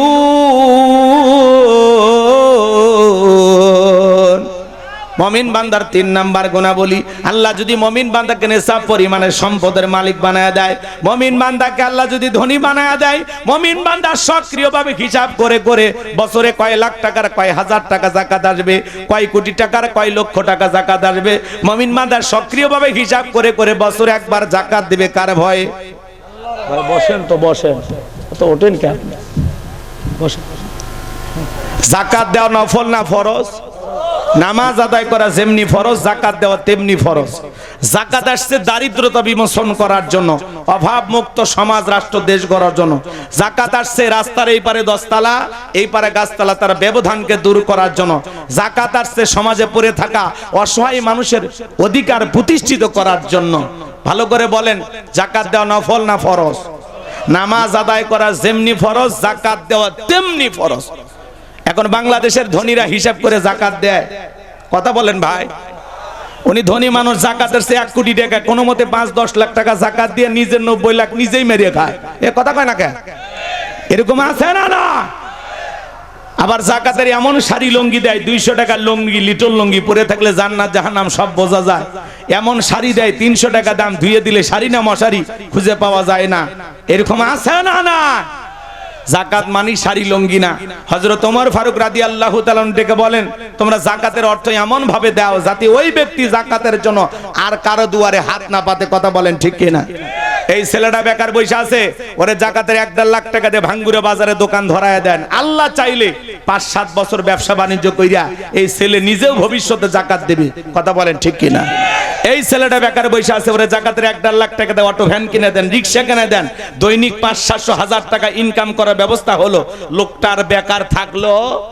একটা বিধবা নারী আসছে, শাড়ি দিয়ে কিলা, সেলাই মেশিন কিনে দেন, 2টা ছাগলের বাচ্চা কিনে দেন, 2টা গাভী গরু কিনে দেন, এগুলো লালন পালন করে ভাগ্যের চাকা ঘোরাবে। যাকাতের টাকা দিয়ে মানুষের কর্মস্থানে ব্যবস্থা করে দিতে হবে।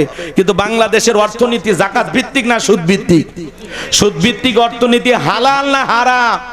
কুকুরের বাচ্চা হয় কয়টা? 5-7টা। কথা কয় না? 10-12টা, তাই তো? আর গাভী বাছুর দেয় কয়টা? 1টা। জম্মের খাওয়া খাইতেছি আমরা, হাজার হাজার গরু জবাই হয়। কুরবানির সময় কয় লক্ষ জবাই হয়, হিসাব করে আপনি কুল কিনারা পাবেন না। এরপরে কোন চ্যানেলে কি নিউজ প্রচার হতে দেখেছেন যে এই বছরে কুরবানির গরু না থাকায় অনেক মানুষ কুরবানি দিতে পারেনি? এই খবর কি পাওয়া গেছে? যায়নি। আল্লাহ রাব্বুল আলামিন হালালের মধ্যে এত বরকত দিয়েছেন, সংখ্যায় একটা, বছরে হয় একবার। এত খাওয়া খাই বান্দা ফুরাইতে পারে না। কুকুরের বাচ্চা হয় 15-20টা, যে কটাই হোক, 10টা হোক, 8টা হোক, 7টা হোক, এতগুলো বাচ্চা হয়। যদি বেঁচে থাকতো এলাকায় হাঁটা যাইতো। যদি খবর নেন এই এলাকায় 20টা কুকুর পাওয়া যাবে, এই গ্রামে পাওয়া যাবে না। কিন্তু গরু যদি খবর নেন 100-150 গরু পাওয়া যাবে। কথা বলেন ঠিক কি না? তার মানে হালালের মধ্যে বরকত আছে, হারামের মধ্যে কোনো বরকত নাই। কথা কি বুঝতে পারছেন? তো বাংলাদেশে অর্থনীতি হলো কি ভিত্তিক? সুদ ভিত্তিক। এই সুদ ভিত্তিক অর্থনীতি হলো হারাম। এই হারাম অর্থনীতিতে কোশ্চিন কালেও কোন নেতা বাংলাদেশকে দারিদ্র মুক্ত করতে পারবে না। অনেকে স্বপ্ন দেখায় আমরা দারিদ্র মুক্ত বাংলাদেশ গড়ব, ক্ষুধা মুক্ত বাংলাদেশ গড়ব। স্বাধীনতার 54 বছর কেটে গেল, কোন নেতা দারিদ্র মুক্ত বাংলাদেশ গড়তে পারেনি। বাংলাদেশকে যদি আপনি দারিদ্র মুক্ত করতে চান, যাকাত ভিত্তিক অর্থনীতি চালু করা লাগবে। কথা বলেন ঠিক কিনা? আর এই যাকাত ভিত্তিক অর্থনীতি চালু করে একটা যাকাত মন্ত্রণালয় চালু করতে হবে। আর এই মন্ত্রণালয়ের দায়িত্ব এদেশের বিজ্ঞ ইসলামিক স্কলার, দ্বীনের দায়ী আলেমদের কাঁধে দেওয়া লাগবে। আর আলেমেরা কি করবে? সমস্ত ধনীদের তালিকা করবে। ওই যে বললাম, ধনী যাকাত দিতে চায় না, যাকাত আদায় করা হবে। বলেন তো আপনার ব্যাংকের অ্যাকাউন্টে কত টাকা, বইয়ের অ্যাকাউন্টে কত, গোপন সিন্ধুকে কত, সাদা কত, কালা কত? আপনার যাকাতের চেয়ে 2,75,72,500 টাকা। ধনী যাকাত দেবে না, যাকাত আদায় করা হবে। আল্লাহু আকবার কর। মুসা আলাইহিস সালামের নাম শুনছেন? কথা কয় না। মুসা আলাইহিস সালাম কারুনকে যা বলে, কারুন তোরে যাকাত দেওয়া লাগবে। কারুন ডেকে বলে আমি যাকাত দিতে পারবো না। মুসা আলাইহিস সালাম ডেকে বলে যাকাত না দিলে যাকাত আদায় করা হবে। মুসা নবী রাগ কম না বেশি? যেই নবী রেগে গেলে মাথার টুপি ভেদ করে চুল খাড়া হয়, আজরাইলকে পর্যন্ত থাপ্পড় মারে। এক কিপ ফেরাউনের এক কিপ্তিকে এক ঘুষি মাইরা দুনিয়ার থেকে বিদায় করে দেয়। আল্লাহু আকবার বলেন। তাহলে বলেন তো বাজান, সেই পয়গাম্বার রাগ কম না বেশি? রাগান্বিত চেহারা দেইখা কারণ এই বার্থডেকে বলে পয়গাম্বার রাগ করার দরকার নাই, কত টাকা দিতে হবে আপনি বলেন। মুসা আলাইহিস সালাম ডেকে বলে শতকরা 2.5% দিতে হবে। এইবার কারণ ডেকে বলে পয়গাম্বার আমার একটু সময় দেন, আমি হিসাব নিকাশ করে আপনাকে জানায়া দেব। এইবার বাজান গো আমার, কারণ হিসাবে বসে গেল। এই কারণকে আল্লাহ এত সম্পদ দিয়েছিল, 70টা উট লাগতো চাবি বহন করতে। চাবি যদি হয় এত হয় তালা কত, আর তালা যদি এত হয় সিন্ধুকে মাল কত, ছোট মাথায় ধরবে না। কারণ এইবার হিসাব নিকাশ করে দেখে হাজার হাজার কর্মচারী দিয়া সারাদিন সারা রাত যদি জাকাতের টাকা দেওয়া হয়, এরপরে টাকা শেষ হবে না। এমনিতে কৃপণ পায়ে স্যান্ডেল দেয় না ক্ষয় যাবে বলে, গায়ে জামা পরে না ছিঁড়ে যাবে বলে, সেই কৃপণ কি এত টাকা জাকাত দিতে পারে? কথা কয় না। সে তখন একটা গভীর ষড়যন্ত্র করলো। এলাকা একটা 2 নাম্বার মহিলা ছিল, নাম হলো সবদা।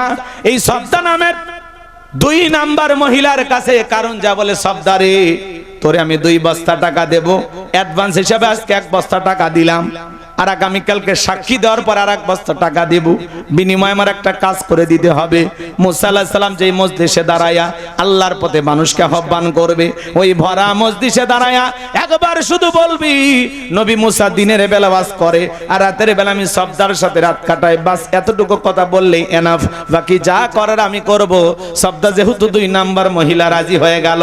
পরের দিন সকালবেলা আল্লাহ নবী মুসা আলাইহিস সালাম যখন হাজার হাজার জনতার সামনে ওয়াজ করতেছেন, বয়ান করতেছেন, বাজান গো আমার, ওই ভরা মজলিসে সবদা মুসা আলাইহিস সালামের আলোচনা শোনার পরে পাষাণ হৃদয় গইলা চোখ দিয়ে পানি ঝরতেছে। বলুন আল্লাহু আকবার।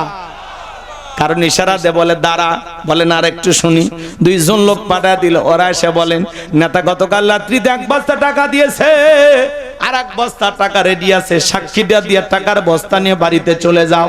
সবদা বলে না মজা লাগতেছে, একটু শুনি। বলে না আর শুনতে দেওয়া যাবে না। 2 জন 2 হাত ধরে ভরা মজলিসে সবদাকে জোর করায়া দাঁড় করা দিল। যখন কারো লাভ মেরে দাঁড়ায় বলে মুসা রে ওয়াজ বন্ধ কর, তাকায়া দেখ 2 নাম্বার মহিলা দাঁড়াইছে। মহিলাটা 2 নাম্বার না 1 নাম্বার? মুসা নবীকে জানে, রতনে রতন সেনে। কথা কন নাকি আপনারা? আলেম ওলামা যখন দেখবেন হক কথা বলে, সুদের কথা বলে, ঘুষের কথা বলে, আল্লাহর আইনের কথা বলে, এক শ্রেণীর লোক ডাইরেক্ট বলে হুজুর আপনার ওয়াজ লাইন ছাড়া। এ কথা কন না কে? মসজিদের মেম্বারে দাঁড়িয়ে সুদের ওয়াজ করা যায় না, সুদখোর হয়ে গেছে সভাপতি। এ কথা কন না কে? আছে না? ডাইরেক্ট বলে হুজুর সুদের ওয়াজ কইরেন না, আমি তো সুদ খাই। সেটা আপনি মসজিদে এসে বলতেছেন মানে? পরের দিন এসে ধরছে লটারি রস। লটারি বোঝেন না? মদ, জুয়া, লটারি, প্রতিমা পূজা, এগুলো নিকৃষ্ট কাজ। তো হুজুর সুন্দর করে সূরা মায়দা থেকে আয়াতের আলোচনা করতেছে। এবার সেক্রেটারি গলা খাকো দেয়, হুজুর এই ব্যবসার সাথে আমি জড়িত। লটারি ব্যবসা হয় না? 20 টাকা দিয়ে মোটরসাইকেল পাওয়া যায়। বোঝেন লটারি? বোঝেন? চিন্তা করলো, প্রথম দিন ওয়াজ করলাম সুদের সভাপতি বাধা, এরপরে ওয়াজ করলাম লটারি, সেক্রেটারি বাধা, তাহলে কি করা যায়? তো সেক্রেটারি বলে পর্দা পুশিদার ওয়াজ নাই, একটু পর্দার ওয়াজ করবেন। এবার পরের দিন জুমায় এসে পর্দার ওয়াজ করছে, কিন্তু হুজুর আবার ওই আগের জুমায় কেশিয়ারের বাড়িতে খাওয়া দাওয়া করছে। তো হঠাৎ করে কেশিয়ারের মেয়েটা হুজুরের সামনে দিয়ে গেছে, ওড়না সারা। কি সারা? ওড়না সারা। তো হুজুর যখন পর্দার ওয়াজ করতেছে, কেশিয়ার কাছে ঠিক ওই যে আমার বাড়িতে গেছে, আমার মেয়েটা দৌড়ে ওড়না সারা গেছে, হুজুর সেই কথা এসে মসজিদ করছে। তো ওয়াজ করবেন কোন দিকে? জ্বালা আছে না নাই? জ্বালা আছে। এক মাহফিলে গেলাম, হুজুর আজকে যুবক বেশি, তো কি ওয়াজ করা যায়? আমি কি ওয়াজ করবো আপনারাই বলেন। তাহলে বিয়ে নিয়ে ওয়াজ করি। করছে হুজুর খুবই ভালো ওয়াজ, বিয়ে নিয়ে ওয়াজ হোক। আজ আমি বললাম ভাই বিয়ে নিয়ে ওয়াজ করবো, ঠিক আছে। যেই যৌতুকের আলোচনা শুরু করছে, একজন হাত ধরে হুজুর আর যাইন না। কে? সভাপতি কয়েকদিন আগে ছেলে বিয়ে দিয়ে 5 লাখ নিয়েছে। কথা কি বোঝেন না? তা আমাকে বারবার বললো হুজুর একটু নামাজের ওয়াজ করবেন। আমি চিন্তা করলাম নামাজের ওয়াজই ধরি। কথা কি বোঝেন না? আজকে নামাজের ওয়াজ করবে যাচ্ছি, তাও রাগ করতেছি।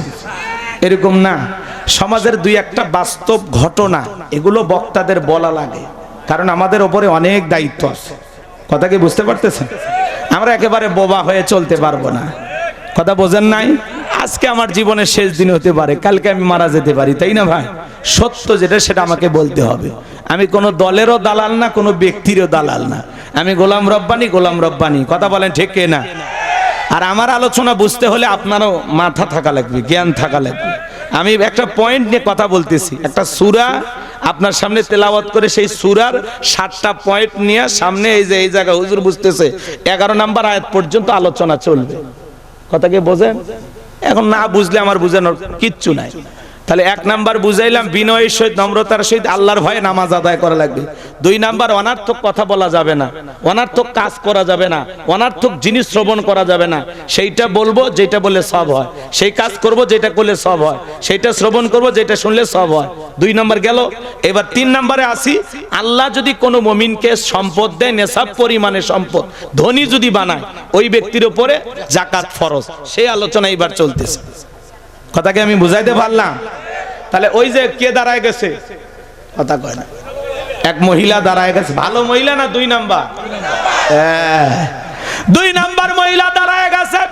এইবার কারণ ডেকে বলে, সবদা তোমার যা বলার তুমি বলো, আমি তোমার সাথে আসি। এইবার সবদা বলতেছে, কারণ তুমি বৈশা বড়, আমি যেহেতু দাঁড়িয়েছি বলার জন্য আমাকে বলতে দাও। এইবার সবদা বলতেছে, ও দেশের জনগণ শোনো দিয়ামন, আমি জীবনে কোনোদিন মুসা নবীকে দেখি নাই। আজকে মুসা নবীকে দেখার পরে, তার আলোচনা শোনার পরে আমার পাষাণ হৃদয় গইলা গেছে। আমি সিদ্ধান্ত নিয়েছি আর খারাপ কাজ করব না, অশ্লীল কাজ করব না। আমি তওবা করে ঈমান আনতে চাই। বলুন আল্লাহু আকবার। আলেমদের আর শুনে নামাজি হয়ে যায়, সুদখোর ঘুষখোর ভালো হয়ে যায়, বেপরদায় চলা মা বোনেরা পর্দা করে, দাড়ি কাটা যুবকটা আলেমদের ওয়াজ শুনে দাড়ি রাখে। কথা বলেন ঠিক কিনা? হাজার চোর ডাকাত পর্যন্ত ভালো হয়ে যায় শুধুমাত্র আলেম ওলামাদের বয়ান শুনে। কথা বলেন ঠিক কিনা? এইবার কারণ কেটে বলতেছে, কারণ বর্ষ, কারণ বৈশা পড়ে গেছে। এইবার সবদা বলতেছে, ও দেশের জনগণ, এ কারণ কেন লাফালাফি করতেছে আপনারা কে জানেন? কারণ গতকাল রাত্রিতে আমার বাড়িতে গিয়েছিল, আমারে 2 বস্তা টাকা দেবে বলে ওয়াদা করেছে। অ্যাডভান্স হিসাবে আমাকে 1 বস্তা টাকা দিয়েছে, আর 1 বস্তা টাকা রেডি আছে। বিনিময়ে আমাকে এই কথা বলতে হবে, নবী মুসা দিনের বেলা ওয়াজ করে আর রাতের বেলা আমি সবদার সাথে রাত কাটাই। কিন্তু আপনাদেরকে সাক্ষী রেখে বলতেছি, মুসা নবীর চরিত্র ফুলের চাইতে পবিত্র। ওই কারণ হলো আমি সবদার নিয়মিত ভক্ত। বলুন আল্লাহু আকবার। ওয়ামাকারু ওয়ামাকারাল্লাহ ওয়াল্লাহু খায়রুল মাকিরিন। খেলাকা যে গর্ত করেছে, নিজের গর্তে নিজেই পড়েছে। যারা ট্রাইব্যুনাল গঠন করে আল্লামা সাঈদী হুজুরকে ফাঁসির রায় দিয়েছিল, আজকে নিজেদের তৈরি করা ট্রাইব্যুনালই নিজের নামেই ফাঁসির রায় হয়ে গেছে। কথা বলে ঠিক কিনা? যেটা কল্পনাও করেনি সেটাই হয়ে যায়। এই জন্য আল্লাহর খেলা বোঝা বড়। ইন্না বাতশা রাব্বিকা লাশাদীদ, আল্লাহর পাকড়াও বড় কঠিন। আল্লাহ ধরে না, যেদিন ধরেছে মামু বাড়ি দিল্লি গিয়ে পড়েছে। কথা বলেন ঠিক কিনা? আজকে বলে এই ট্রাইব্যুনাল অবৈধ। যখন জামাত বিএনপির লোকের বিচার করছেন তখন ছিল বৈধ, এখন নিজের ঘরে বিচার বইরে গেছে, কয় অবৈধ, কয় এটা ক্যাঙ্গারু ট্রাইব্যুনাল। আল্লাহ ওনারে হেদায়েত দান করুন। রাগ করতেছেন আপনারা? করেন, আর কত রাগ করবেন বাজান গো আমার। সামনের দিকে যাই। এইবার যখন জনতার সামনে গোপন তত্ত্ব ফাঁস করে দিল, কথা বোঝেন নাই?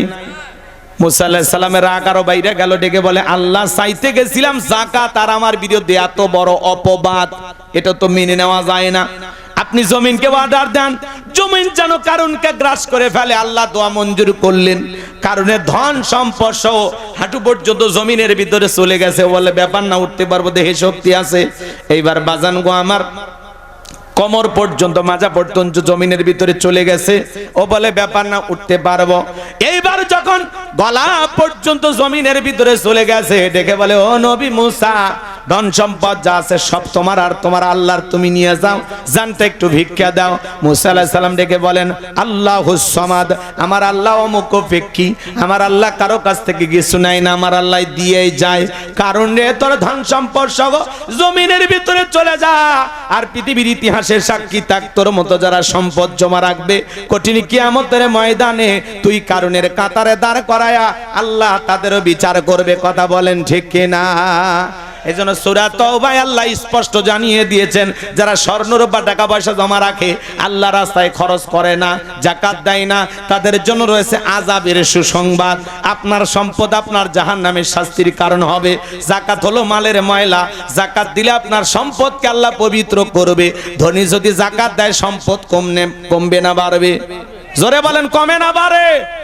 আরে ভাই, পৃথিবীতে যত মানুষ যাকাত দেয় তার মধ্যে আপনি একজন, আলহামদুলিল্লাহ, এটা শুকরিয়ার বিষয় যে যারা যাকাত দেয় তাদের মধ্যে আমিও একজন, আলহামদুলিল্লাহ। আল্লাহ হাতটা এই জায়গা রাখছে। যাকাত দেওয়া মানে দয়া বা করুণা করা নয়। গরিবের, শোনেন, যাকাত খাওয়া কিন্তু গরিবের জন্য ফরজ নয়, কিন্তু ধনীর যাকাত দেওয়াটা ফরজ। এই যে গরিব আপনার যাকাতের টাকা গ্রহণ করছে, এজন্য আপনি গরিবকে দয়া করছেন না। এই গরিব আপনার যাকাতের টাকা গ্রহণ করে আপনাকে ফরজ ইবাদত পালনের সুযোগ তৈরি করে দিয়ে গরিব আপনাকে দয়া করছে। আল্লাহু আকবার কর। এজন্য যাকাত নেওয়ার জন্য গরিব ধনীকে খুঁজবে না, ধনী গরিবকে খুঁজে যাকাত দিয়ে আসবে। এটাই ইসলামের সিস্টেম।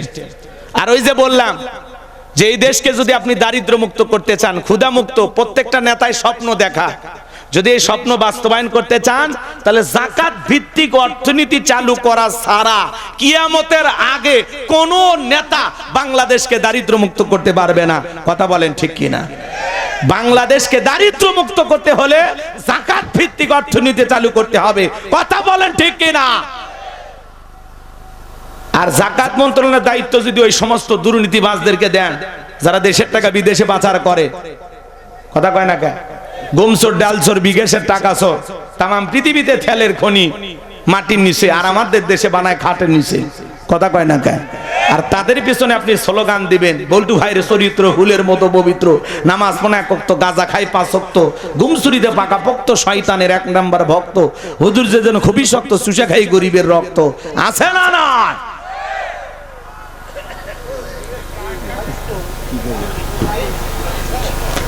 গভীর মনোযোগ দিয়ে কথাগুলো শুনে যান বাজান। তাহলে বাংলাদেশকে যদি দারিদ্র মুক্ত করতে চান, যাকাত ভিত্তিক অর্থনীতি চালু করার দরকার আছে না নাই? রাগ করতেছেন আপনারা? এইবার চলেন মুমিন বান্দার, আল্লাহ যদি আপনাকে ধনী বানায়, প্রত্যেক বছর হিসাব করে একদিন যাকাত দেবেন, পারবেন তো ইনশাআল্লাহ? যাকাত দিতে পারবেন তো ইনশাআল্লাহ? এবার যুবক রেডি হও। 4 নাম্বার গুণাবলী, ওয়াল্লাযীনা হুম লিফুরুজিহিম হাফিজুন। মুমিন বান্দার 4 নাম্বার গুণাবলী, নিজের যৌবনটাকে সংযত রাখা, নিজের যৌবনটাকে কন্ট্রোল করা। মুমিনের যৌবন হোটেলে বিক্রি হবে না, পার্কে বিক্রি হবে না। মুমিন কোনোদিন বিয়ের আগে অবৈধ প্রেম ভালোবাসা করবে না। কথা কয় না? কথা আমার না আল্লাহ। এখন এই আয়াতের অর্থ যদি আপনি না বোঝেন তখন কমে নিলে কি ওয়াজ করে? কথা বোঝেননি? কোরআন আগে বোঝা লাগবে। ওই জন্য প্রথমে বললাম কোরআন সবার পড়া লাগবে, তাহলে মজা লাগবে। দেখেন এই জায়গায় 5 নাম্বার আয়াতে আল্লাহ কত সুন্দর করে বললেন, ওয়াল্লাযীনা হুম লিফুরুজিহিম হাফিজুন। নিজের যৌবনটাকে সংযত রাখা, নিজের যৌবনটাকে কন্ট্রোল করা। হুজুর অর্থ ঠিক আছে? আচ্ছা, ভালো করে বুঝবেন। তাহলে এই যৌবন কালটা হলো কঠিন সময়। যৌবন কালে মানুষ গুনাহ কম করে না বেশি করে? লাফালাফি কোন সময়, যৌবন কালে না বয়স হয়ে গেলে? এই জন্য আল্লাহ শিশুকালের হিসাব নেবেন না, হিসাব নেবেন যৌবন কালের। এই যৌবন কালে আমরা শয়তানের ওয়াসওয়াসায় পড়ে গুনাহ করতে ভালোবাসি, আর যৌবন কালের ইবাদত আল্লাহ পছন্দ করে। আজকে চামড়া আছে টাইট করতেছি, আল্লাহর সাথে ফাইট। যখন হবে চামড়া ঢিল তখন দিবে আল্লাহর সাথে মিল। তো ঢিল চামড়া নিয়ে আল্লাহ কি করবে? এ কথা কয় না কা? এই রঙের যৌবন একদিন জং ধরবে, কাঁচাদের একদিন সাদা হয়ে যাবে, টাইট চামড়া একদিন ঢিল হয়ে যাবে। কথা বলে ঠিক কি না? ও তোমার গহনা দিন ভরাইয়া যাইবে, গহনা দিন ভরাইয়া যাইবে, যৌবনে লাগবে ভাটি। ওই যে দেখো ডাকিতেছে তোমায় কবরের মাটি। যেদিন সন্ধ্যার আগেই ডুববে রে বেলা, এক নিমিষেই ভেঙ্গে যাবে তোমার রঙ্গেরি মেলা। কারে দিবা তুমি জোরে ধমক, কারে দিবা তুমি জোরে ধমক, কার মাথায় ভাঙবা লাঠি। ওই যে দেখো ডাকিতেছে তোমায় কবরের মাটি। খবর পেয়ে আসবে আত্মীয় স্বজন, তোমারই চার পাশে পয়সা সবাই করিবে কান্দন। সাজাইবে তোমায় মনের মতন, সাজাইবে তোমায় মনের মতন, কি সুন্দর পরিপাটি। ওই যে দেখো ডাকিতেছে তোমায় কবরের মাটি।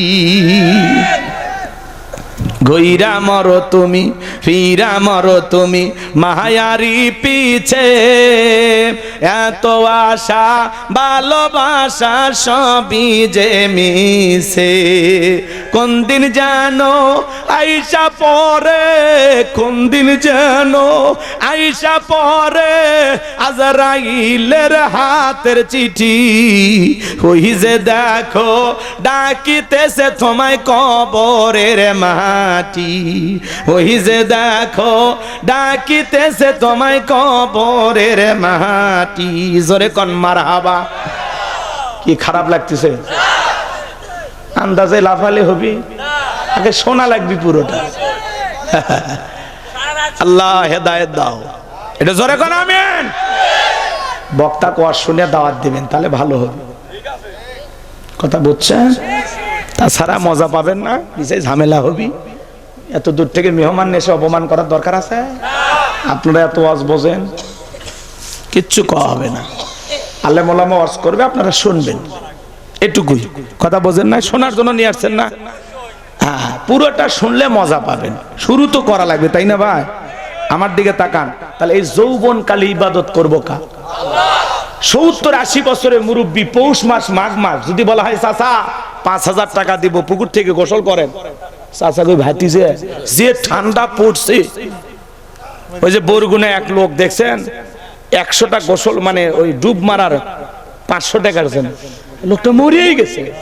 61টা ডুব মেরে মরেই গেছে। কথা কি বুঝছেন? এদিক খেয়াল করেন। ওই মুরব্বী কই বাবা এই টাকা নেওয়ার মতো শক্তি আমার থাকবে না।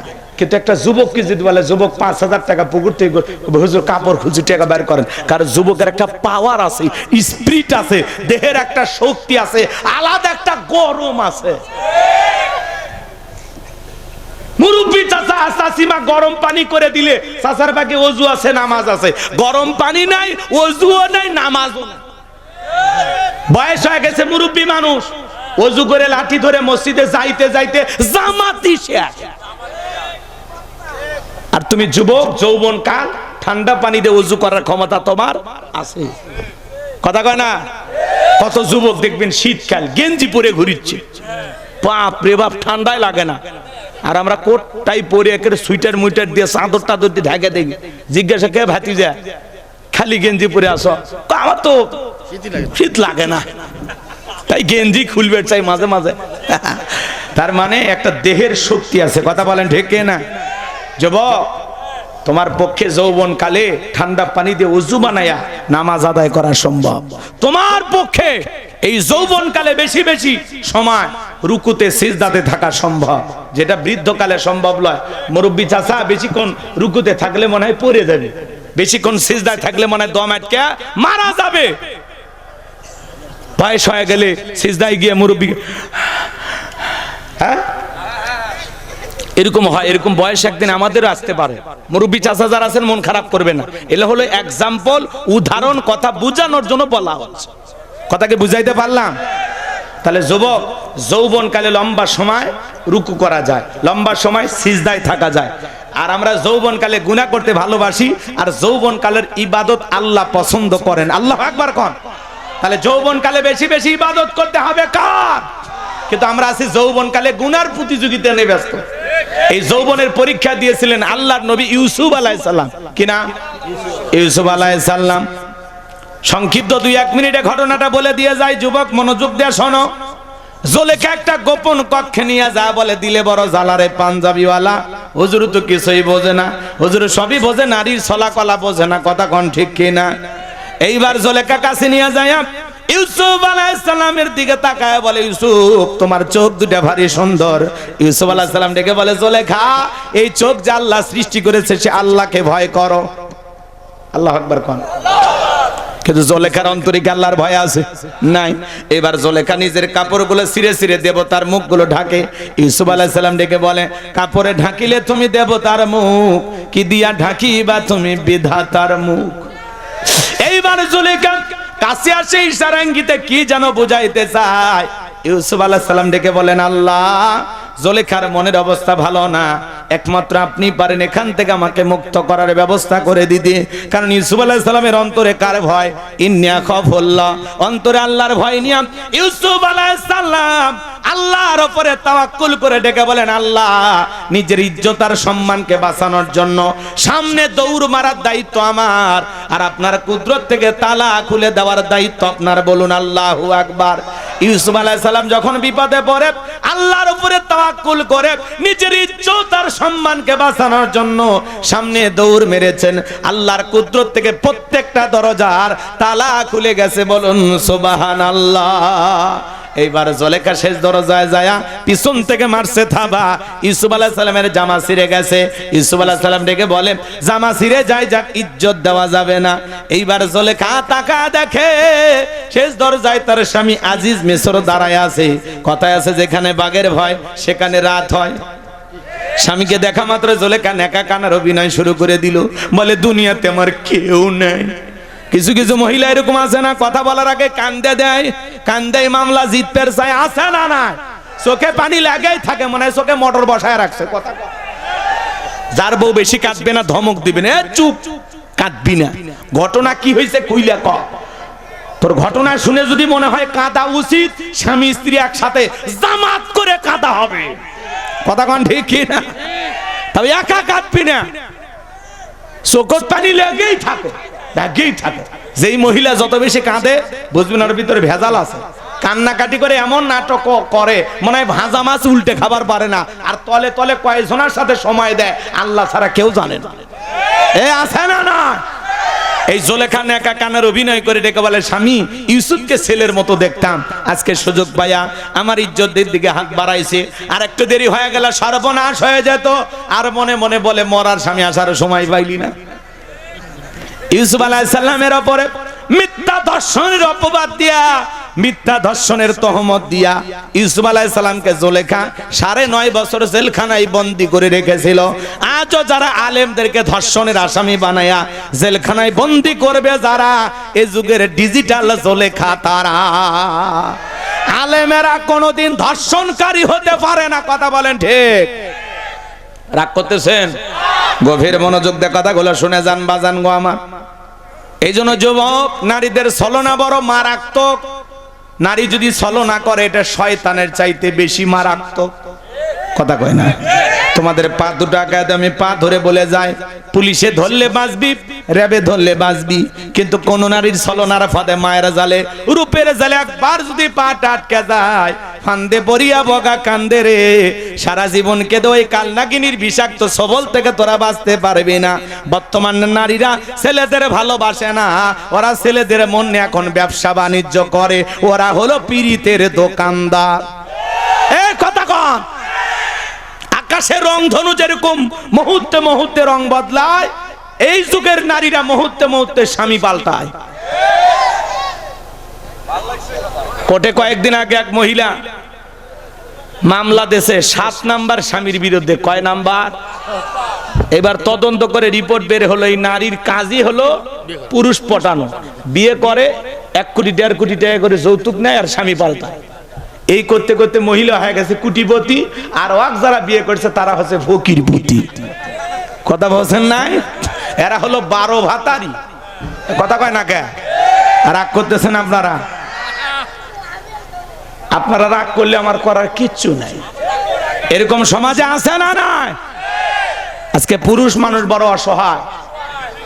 আজকে এই যে মোবাইল আইসা যুব সমাজের চরিত্র আরো নষ্ট করছে। এই যে মোবাইল আছে না, এই মোবাইলের ওজন কম, কিন্তু মোবাইলের মাধ্যমে পাপের ওজনটা অনেক বেশি। এই মোবাইল দিয়ে পাপ কমতেছে না বাড়তেছে? খালি বাড়তেছে। মানে জানালা দরজা লাগাইয়া যুবক যুবতী একা একা মোবাইলে উল্টা পাল্টা ভিডিও দেখে। সেই ভিডিও আছে না না? আমি কি এক লাইন গাইবো? রাগ করবেন না তো? দেশে মোবাইল আইছে, চিঠি বন্ধ হইয়াছে, দিওয়ানা বানাইছে। ওই পোলা মাইয়ার মনের কথা ভাসে বাতাসে। ও দেখো পোলা ফানের মন বাদা ফেসবুকে এখন, মোবাইলে চ্যাটিং কইরা কাটায় সারাক্ষণ। এই মোবাইল পাইয়া দেখো মদনের মাইয়া, এই মোবাইল পাইয়া দেখো রমজানের মাইয়া কি কাণ্ড ঘটাইছে। স্বামী সংসার রাইখা নাকি পালায়া গেছে, স্বামী সন্তান রাইখা নাকি পলায়া গেছে। 2 বাচ্চার মা, 4 বাচ্চার মা পরকে প্রেম করে আর একটা ছেলের হাত ধরে পালিয়ে যায়। যে নারী স্বামী রেখে সন্তান রেখে আর একটা পর পুরুষের হাত ধরে পালিয়ে যায়, ওটা নারী জাতির কলঙ্ক। পাশানি, ডাইনি, কালনাগিনী, রাক্ষসী মহিলা। কেমনে পারলি মা স্বামী রেখা বাচ্চা রাইখা? ও বোন কেমনে পারলি? কথা কয় না কেন? এই দেশে ঘটেনি, কিন্তু ভারতে হয়েছে। সে সমস্ত নারীরা বাচ্চা রাইখা সন্তান রাইখা চলে যান। ও মা, আপনার কি একটু মায়া লাগে না? আখিরাতের ভয় নাই, আল্লাহর ভয় নাই। হ্যাঁ, যেই নারীদেরকে বলবো, ওই নারীদেরকে বলবো যারা স্বামী পাল্টানোর ইচ্ছা আছে, অন্তত বাচ্চা হওয়ার আগেই সিদ্ধান্তটা নেন। কারণ মা, তুমি গেলে একটা স্বামী পাইবা, তোমার স্বামী আর একটা বউ পাইবে, কিন্তু 2-3টা বাচ্চা রেখে গেলেন।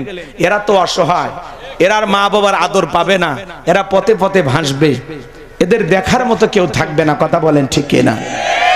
এইভাবে বাচ্চাদেরকে ভাসাইয়া না দিয়ে, স্বামী ভালো না লাগলে অন্তত বাচ্চা হওয়ার আগেই পাল্টাবেন। অনেকে বলে হুজুর আমার স্বামী সেই খারাপ।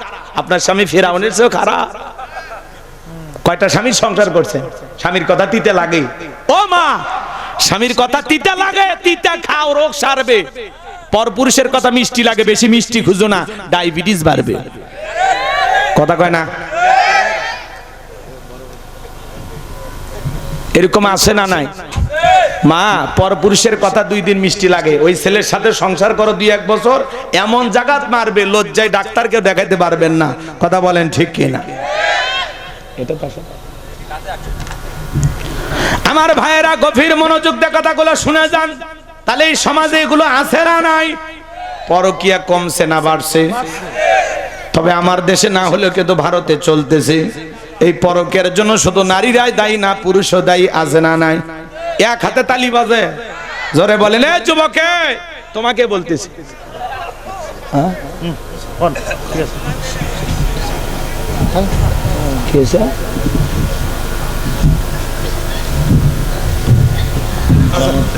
ঠিক ঠিক আছে, বুঝছি। বসেন, আমি আসি এদিকে কয়েক মিনিট। এই হয়ে গেছে সময়। আরে থাক, আমার আমার একটু বলতে দেন। কষ্ট হচ্ছে আপনাদের? তাহলে বলেন, এই পরকের জন্য শুধু নারী দায়ী না পুরুষও দায়ী? এটা বোঝা লাগবে তো। যুবক, তোমাকে বলি, তোমার স্ত্রীর সাথে যদি কেউ পরকীয়া প্রেম করে, মাইনে নেবা? মানবা না? তাহলে তুমি যার সাথে পরকীয়া প্রেম করে, ওটা তো কারো না কারো স্ত্রী, কারো না কারো মেয়ে, কারো না কারো মা। যারা একজন নারীর স্বামী থাকা অবস্থায় ওই নারীর সাথে পরকীয়া প্রেম করে, এর রুচি হিরো আলমের চেয়েও খারাপ। এর মাথা কুত্তে পেশাব করে দিছে। একটা মেয়ের স্বামী আছে, ওইদিকে কেমনে নজর দেয়? এই দুনিয়ার কি মেয়ে মানুষের অভাব আছে? কত গরিবের মেয়ে বিয়ে হয় না, যা বিয়ে কর, দায়িত্ব নিয়ে, আল্লাহ খুশি হবে। কত স্বামী পরিত্যক্তা বিধবা অসহায় নারী আছে, যা বিয়ে কর, 2-3টা বাচ্চা সহ বিয়ে কর, দায়িত্ব নিয়ে, আল্লাহ খুশি হবে। ওই জায়গায় যাবি না, আলগা খোঁজো। আল্লাহ হেদায়েত দান করুক। আর এই যে টিকটক আছে, পাবনা জেলায় কিন্তু নাই। আরে না, পাবনার ছেলেরা আল্লাহওয়ালা, পাবনার মানুষ জিন্দা শাহজালাল, এরা দুনিয়ার কিচ্ছু বোঝে না।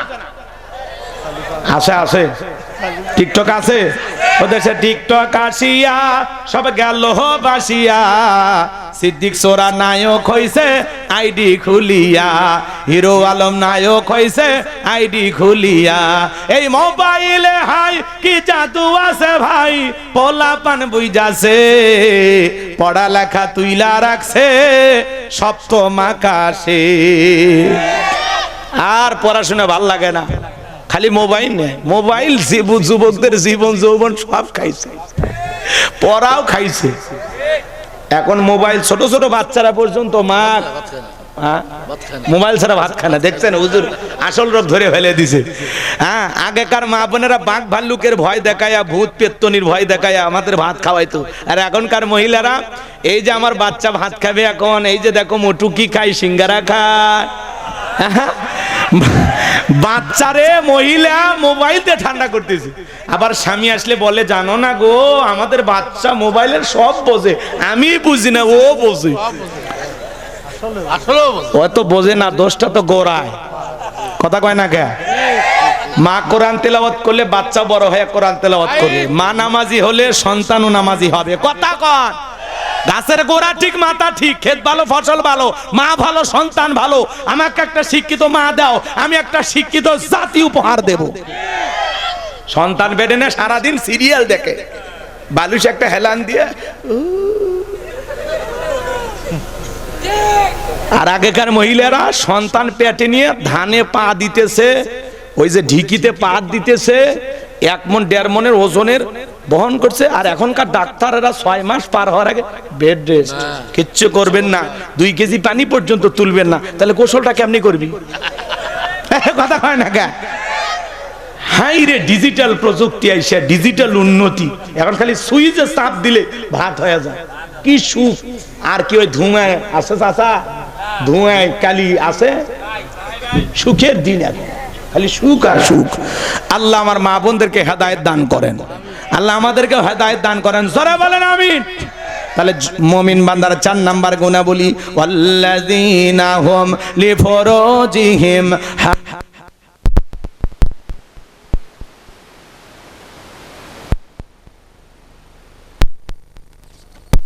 যৌবনটাকে কন্ট্রোল করা। যুবক রে, রাত 2টার দিকে কার জানালে গিয়ে গল্প করলি, কার নিয়ে পার্কে ঘোরাঘুরি করলে, 14ই ফেব্রুয়ারিতে কার পিছনে গোলাপ ফুল নিয়ে ঘোরাঘুরি করো।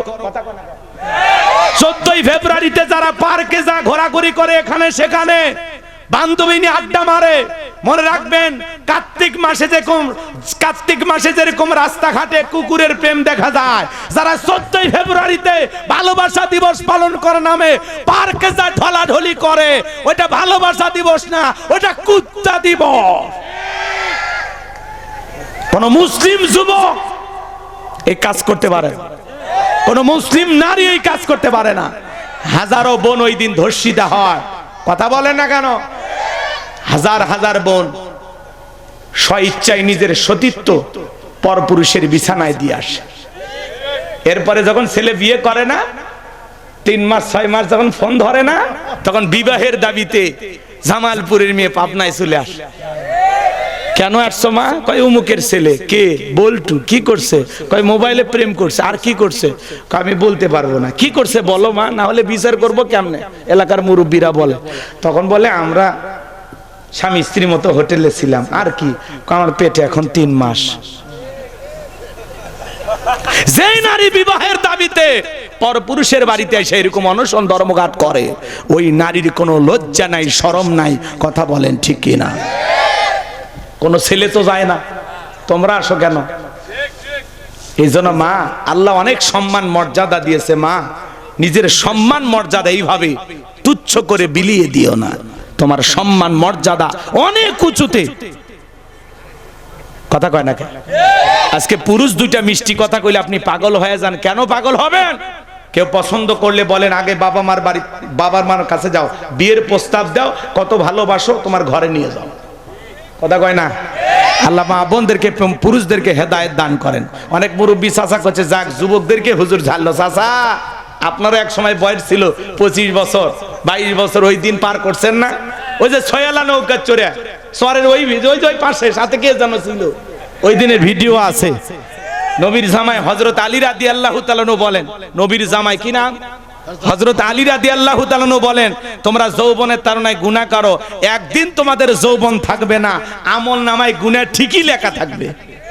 কথা বলেন, কোন জায়গায় কি অপরাধ করেছেন, ভুল করেছেন লেখা আছে না নাই? জোরে বলেন লেখা আছে না নাই? তাহলে এই যৌবন কাল বড় কঠিন সময়, শয়তান ধোঁকা দেয় গুনাহ করায়া নেওয়ার জন্য, কিন্তু আমরা নিজের নফসকে কন্ট্রোল করব, নিজেকে বুঝাইবো যে এই জায়গায় দাঁড়িয়ে গুনাহ করতেছি, পৃথিবীর কেউ না দেখলে একজন দেখতেছেন কে? যুবক মনে করো না জঙ্গল প্রেম করার জন্য মঙ্গল, জঙ্গলে কেউ না দেখলে একজন দেখেন কে?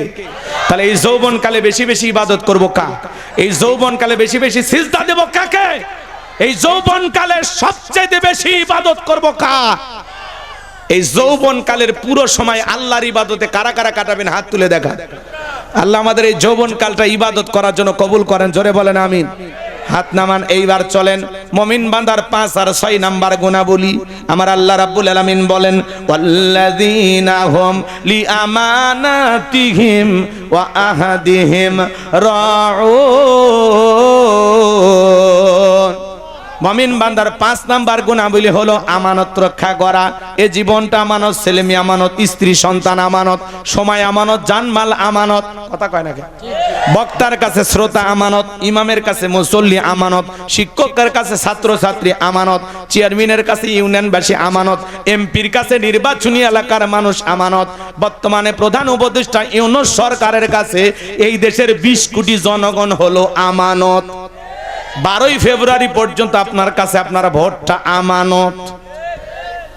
আমানত বোঝেন? আজকে রক্ষক হয়ে গেছে ভক্ষক, বেড়াই খেত খা। যারা দায়িত্ব দিচ্ছেন আমানতের পাহারাদার, ও আমানত লুটপাট করে খা। কথা কয় না গো। মানিকগঞ্জ জেলার নাম শুনছেন? বিপদে পড়ে স্বামী স্ত্রী অটো ভ্যানের চার্জ ফুরিয়ে গেছে, হাসপাতালে যা আশ্রয় নিছে, স্বামীরে নিচতলায় রাখছে আর বউরে উপর তলায় নিয়ে যায়। যারা আনসার ডিউটি করে এরা গণধর্ষণ করছে। তাহলে হাসপাতালে গিয়ে একটু আশ্রয় নিছে যে ভ্যানের অটো ভ্যানের চার্জ নাই, সেখানে যায় আমার একটা বোন নিরাপত্তা পাইল না। সমাজে মানুষ আছে? কথা কন না কেন? থানায় মামলা দিতে গেছে ধর্ষিতা, পুলিশ তার সাথে অশ্লীল আচরণ করছে, মহিলা এসে কান্দে যে কারে মামলা দেব। আছে না নাই ভাই? তাহলে যারে দিচ্ছেন আমানতের পাহারাদার, রক্ষক হয়ে গেছে ভক্ষক। আমরা সবাই আমানতদারিতা রক্ষা করতে পারতেছি না। জীবন, সময়, জান, স্ত্রী সবকিছুই হলো আমানতের অন্তর্ভুক্ত। কথাকে আমি বুঝাইতে পারলাম? তাহলে আমানত রক্ষা করার দরকার আছে না নাই? আমানতের খেয়ানত করা যাবে না, এটা মাথায় রাখা লাগবে। 6 নাম্বার হলো ওয়াদা প্রতিশ্রুতি রক্ষা করা। মুমিন মুখে যারা বলে অন্তরে তা বিশ্বাস করে, কাজে তা বাস্তবায়ন করে। মুমিন কোনোদিন প্রতিশ্রুতি ভঙ্গকারী হতে পারে না। কথা বলেন ঠিক কিনা? রাগ করতেছেন? কথায় কাজে ঠিক মুমিন সঠিক। মুমিন কোনোদিন প্রতিশ্রুতি ভঙ্গকারী হতে পারে না। জবান দিয়ে যারে যে ওয়াদা দিবেন এই ওয়াদা অনুযায়ী কাজ করবেন। কথা কয় না? সামনে কিন্তু ওয়াদা দেওয়ার মৌসুম আসবে, এক এক নেতা এক এক ওয়াদা দেবে, কিন্তু আপনি যে ওয়াদা দিচ্ছেন ওয়াদা পালন করবেন তো? কথা কয় না কেন? এই ভোটের আগ পর্যন্ত এখন জনগণের দাম বেড়ে গেছে, নেতারা এসে এখন আপনার পাও ধরবি। কথা কন? আপনি যদি কোন ভাই মাথা ব্যথা করতেছেন, নেতা পাও টিপা শুরু করবি। কথা বোঝেন না? পরে যখন সময় বদলে যাবে তখন আর আপনি খুঁজে পাবেন না হারকিন জ্বালায়। কথা কন ঠিক কিনা? এই জন্য ওয়াদা ঠিক রাখা লাগবে। সেটা নেতা হোক, জনগণ হোক, ইমানদার হোক, যেই শ্রেণীরই মানুষ হোক, আপনার জবানের প্রতিশ্রুতি আপনি ঠিক রাখবেন। এটা হলো মুমিন বান্দার 6 নাম্বার কোয়ালিটি, 6 নাম্বার গুণাবলী। মুমিন মুখে যা বলে অন্তরে তা বিশ্বাস করে, কাজে তা বাস্তবায়ন করে। মুমিন কোনোদিন প্রতিশ্রুতি ভঙ্গকারী হতে পারে না। কথা ক্লিয়ার? এইবার 7 নাম্বার গুণাবলী, ওয়াল্লাযীনা হুম আলা সালাওয়াতিহিম হাফিজুন। মুমিন বান্দার 7 নাম্বার গুণাবলী যত্ন সহকারে সালাত আদায় করা। যে ব্যক্তি আসর পরে মাগরিব পর্যন্ত মসজিদে মন টাঙানো থাকে, মাগরিব পরে এশা পর্যন্ত মসজিদে মন টাঙানো থাকে, দেখেন আল্লাহ 1 নাম্বার সালাত দিয়ে শুরু করলেন, 7 নাম্বার সালাত দিয়ে শেষ করলেন। সালাতের গুরুত্ব কম না বেশি? সবচাইতে কম না বেশি? ভালো করে বুঝবেন। আল্লাহ বলেন ওয়াল্লাযীনা হুম আলা সালাওয়াতিহিম ইউহাফিজুন, যারা নিজেদের সালাত যত্ন সহকারে সালাত আদায় করে। শুধু একা নামাজ পড়লে হবে না, সন্তানটাকে মসজিদে নিয়ে যাওয়ার দরকার আছে না নাই? পৃথিবীর সফল বাবা তারা ছেলের হাত ধরে মসজিদে নিয়ে যায় যারা, কথা বলে ঠিক কিনা? অনেক সময় ছোট বাচ্চা মসজিদে গেলে কিছু মানুষ ধমক দেয়, আছে না নাই? এ জোরে বলেন আছে না নাই? ছোট বাচ্চা মসজিদে গেলে খবরদার ধমক দেবেন না। আজকের শিশু আগামীর বাংলাদেশ।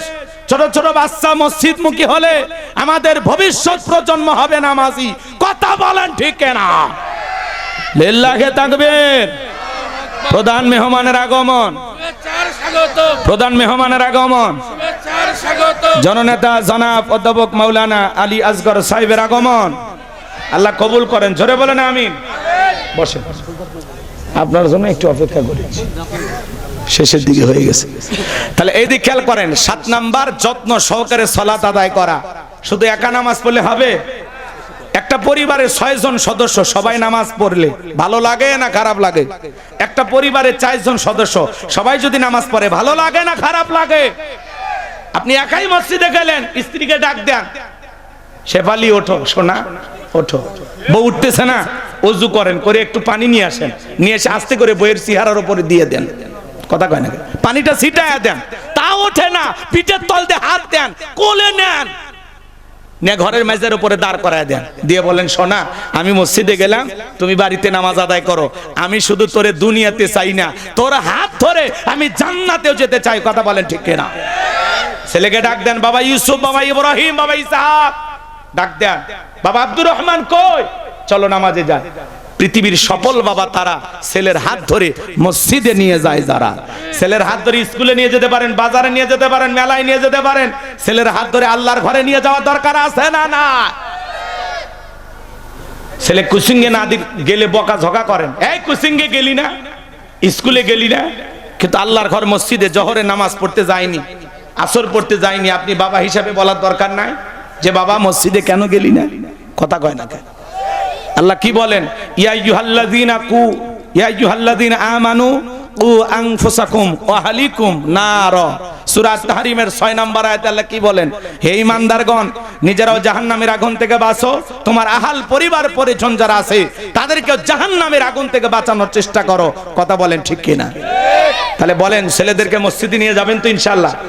অনেক সময় ছোট বাচ্চা মসজিদে গেলে মুরব্বীরা ধমক দেয়, চাচা সাবধান, খবরদার। ছোট বাচ্চা মসজিদে গেলে ধমক দেবেন না। কেন ধমক দেন? বিশ্ব নবী মসজিদে নববীতে খুতবা দেয়, নবীর নাতি হাসান আর হোসাইন দৌড়ঝাঁপ করতেছে, কাতারে ফাঁক দিয়ে দৌড়ায়, রাসূল খুতবা বন্ধ করে 2 নাতির হাত ধরলেন, কাছে নিয়ে আসলেন, সুন্দর করে খুতবা দিলেন, সুবহানাল্লাহ। কল একদিন মাগরিবে নামাজ আদায় করতেছেন, হোসাইন পিঠের উপরে বৈশা গেছে, অনেকটা সময় চলে যায়, হোসাইন পিঠ থেকে নামে না। আল্লাহ রাসূল যখন হাত দিয়ে পিঠ থেকে নামাইতে চায়, আমার আল্লাহ ডেকে বলে, নবী হোসাইনকে পিঠ থেকে নামাবেন না, যতক্ষণ ইচ্ছা ততক্ষণ আপনার পিঠে থাকবে, আপনার নামাজের কোনো সমস্যা হবে না। ও নবী, আপনি হোসাইনকে পিঠ থেকে নামাবেন না, আপনি যেরকম হোসাইনকে ভালোবাসেন আমি আল্লাহ তেমনি হোসাইনকে ভালোবাসি, বলুন সুবহানাল্লাহ। ছোট ছোট বাচ্চা মসজিদে গেলে ও মুরব্বি চাচা ধমক না দিয়া ছোট্ট বাচ্চারে বলেন, বাবা কোন ক্লাসে পড়ো? কয় ক্লাস 3-তে। এখনকার বাচ্চারা তো কম্পিউটার, নাসা বিজ্ঞানী। বসেন, শেষ হয়ে গেছে, আমি ওনাকে দিয়েই শেষ করে দেব, আপনি করে নেন। কষ্ট হচ্ছে নাকি আপনাদের? তাহলে ভালো করে বোঝেন, বিরক্ত হয়েছেন আমার কথা? ছোট বাচ্চাটাকে বলেন, বাবা 10 টাকা হাদিয়া দিব, আমি যেইভাবে ওযু করব যদি করে দেখাইতে পারো। এখনকার বাচ্চাদের বুদ্ধি কম না বেশি? দেখবেন আপনার এই 10 টাকার হাদিয়ার লোভে পইরা আপনি যেইভাবে ওযু করবেন ওই ছেলেটা আপনারে ফটোকপি কইরা ওইভাবে ওযু বানাবে, কথা বলেন ঠিক কিনা? এই যে 10 টাকা হাদিয়া দেওয়ার বিনিময়ে একটা ছোট্ট বাচ্চা ওযু শিখে গেল, ও নামাজের রুকু সিজদা বসে না, বোঝে না, রুকু সিজদা বোঝে না, দাঁড়ায় না বুঝে না, একটু কাছে নেন, শিখান, বুঝান, রুকু সিজদা শিখান, নামাজটা শিখান। আপনি মারা গেলে আপনার কবরের পাশে দাঁড়ায়া এই ছেলেটা কাঁদবে আর বলবে, এই চাচামি আমারে ওযু শিখাইছে, নামাজ শিখাইছে। কথা বলেন ঠিক কিনা? এরকম মানুষ হওয়ার দরকার আছে না নাই? কথা বলেন। এই 7টা গুণাবলী আমল করবেন তো ইনশাআল্লাহ। তাহলে যত্ন সহকারে সালাত আদায় করা লাগবে, সালাতের প্রতি যত্নবান হওয়া লাগবে। এই 7টা গুণাবলী কারা কারা আমল করবেন একটু হাত তুলে দেখা। আমল করবেন তো ইনশাআল্লাহ। আল্লাহ বক্তা শ্রোতা সবাইকে কথাগুলোর উপরে আমল করা তৌফিক দান করুন। জোরে বলুন আমিন। যদি আমল করতে পারেন, উলাইকা হুমুল ওয়ারিসুন আল্লাযিনা ইয়ারিসুনাল ফিরদাউস হুম ফিহা খালিদুন। আমার আল্লাহ বলেন তারাই হবেন উত্তরাধিকারী জান্নাতুল ফিরদাউসের, সেখানে তারা চিরকাল বসবাস করবেন। আমার আল্লাহ কোনোদিন তাদেরকে জান্নাত থেকে বের করে দেবেন না। চিৎকার মেরে বলুন সুবহানাল্লাহ। এইবার আমার কথা শুনেন, 1 মিনিট এদিকে তাকান মনোযোগ দিয়া। 1 নাম্বার, বিনয়ের সহিত নম্রতার সহিত আল্লাহর ভয় নিয়ে নামাজ আদায় করা। 2 নাম্বার, জবান দিয়ে সে কথা বলবো যে কথা বললে সব হয়, সমাজে সেই কাজ চালু করব যেটা করলে সব হয়, কান দিয়ে সেইটা শ্রবণ করব যেটা শুনলে সব হয়। এক কথায় সব আছে যেখানে, আমরা আছি সেখানে। 3 নাম্বার, আল্লাহ যদি ধনী বানায় হিসাব করে প্রত্যেক বছর একদিন যাকাত দেবেন। 4 নাম্বার, যৌবনকালের কঠিন সময় গুনাহ থেকে নিজেকে বাঁচায় রাখবেন। আর যৌবনকালে বেশি বেশি ইবাদত করব কার? 5 নাম্বার, আমানত রক্ষা করা। 6 নাম্বার, ওয়াদা প্রতিশ্রুতি রক্ষা করা। 7 নাম্বার, যত্ন সহকারে সালাত আদায় করা। এটা সূরা আল মুমিনুনের 7টি কোয়ালিটি, 7টি গুণাবলী আপনাদের সামনে আমি উপস্থাপন করলাম। এখন আপনারা যারা সামনে বসে আছেন সাক্ষী দিয়ে বলেন, আলোচনাটা ভালো লাগলো না খারাপ লাগলো? আপনারা কি কিছু পাইছেন মাহফিল থেকে? আমি যে এতক্ষণ আলোচনা করলাম, আমার কথা কি শুনে কি মনে হলো? এই আলোচনা শুনলে যদি আমল করেন লাভ না লস? আমি যা বোঝানোর চেষ্টা করেছি আপনারা কি বুঝতে পারছেন? এখন মাঝখানে যা হচ্ছে আল্লাহর উপরে ছেড়ে দেন, ঠিক আছে তো ইনশাআল্লাহ। আমাদের পাশে নেতা আসছেন, উনি কথা বলবেন, এরপরে আমরা দোয়া করে বাড়িতে চলে যাব। আর মিস্টার তবারক আলী আছে না, শেষ আকর্ষণ তবারক আলী আছে, আপনারা তবারক কমিটির লোকজন আছে, ওনারা দাওয়াত দিবেন। আবার আমি দাওয়াত দিলে বলে আপনারা কে মাতবাড়ি দিছে, ঝামেলা হয়ে যাবে। অতএব আমি দাওয়াত দিতে পারলাম না, দুঃখিত। চৌবাড়িয়া যুব সমাজের উদ্যোগে নগদ 1 লাখ নাকি 1,06,805 টাকা। জোরে কোন মারহাবা।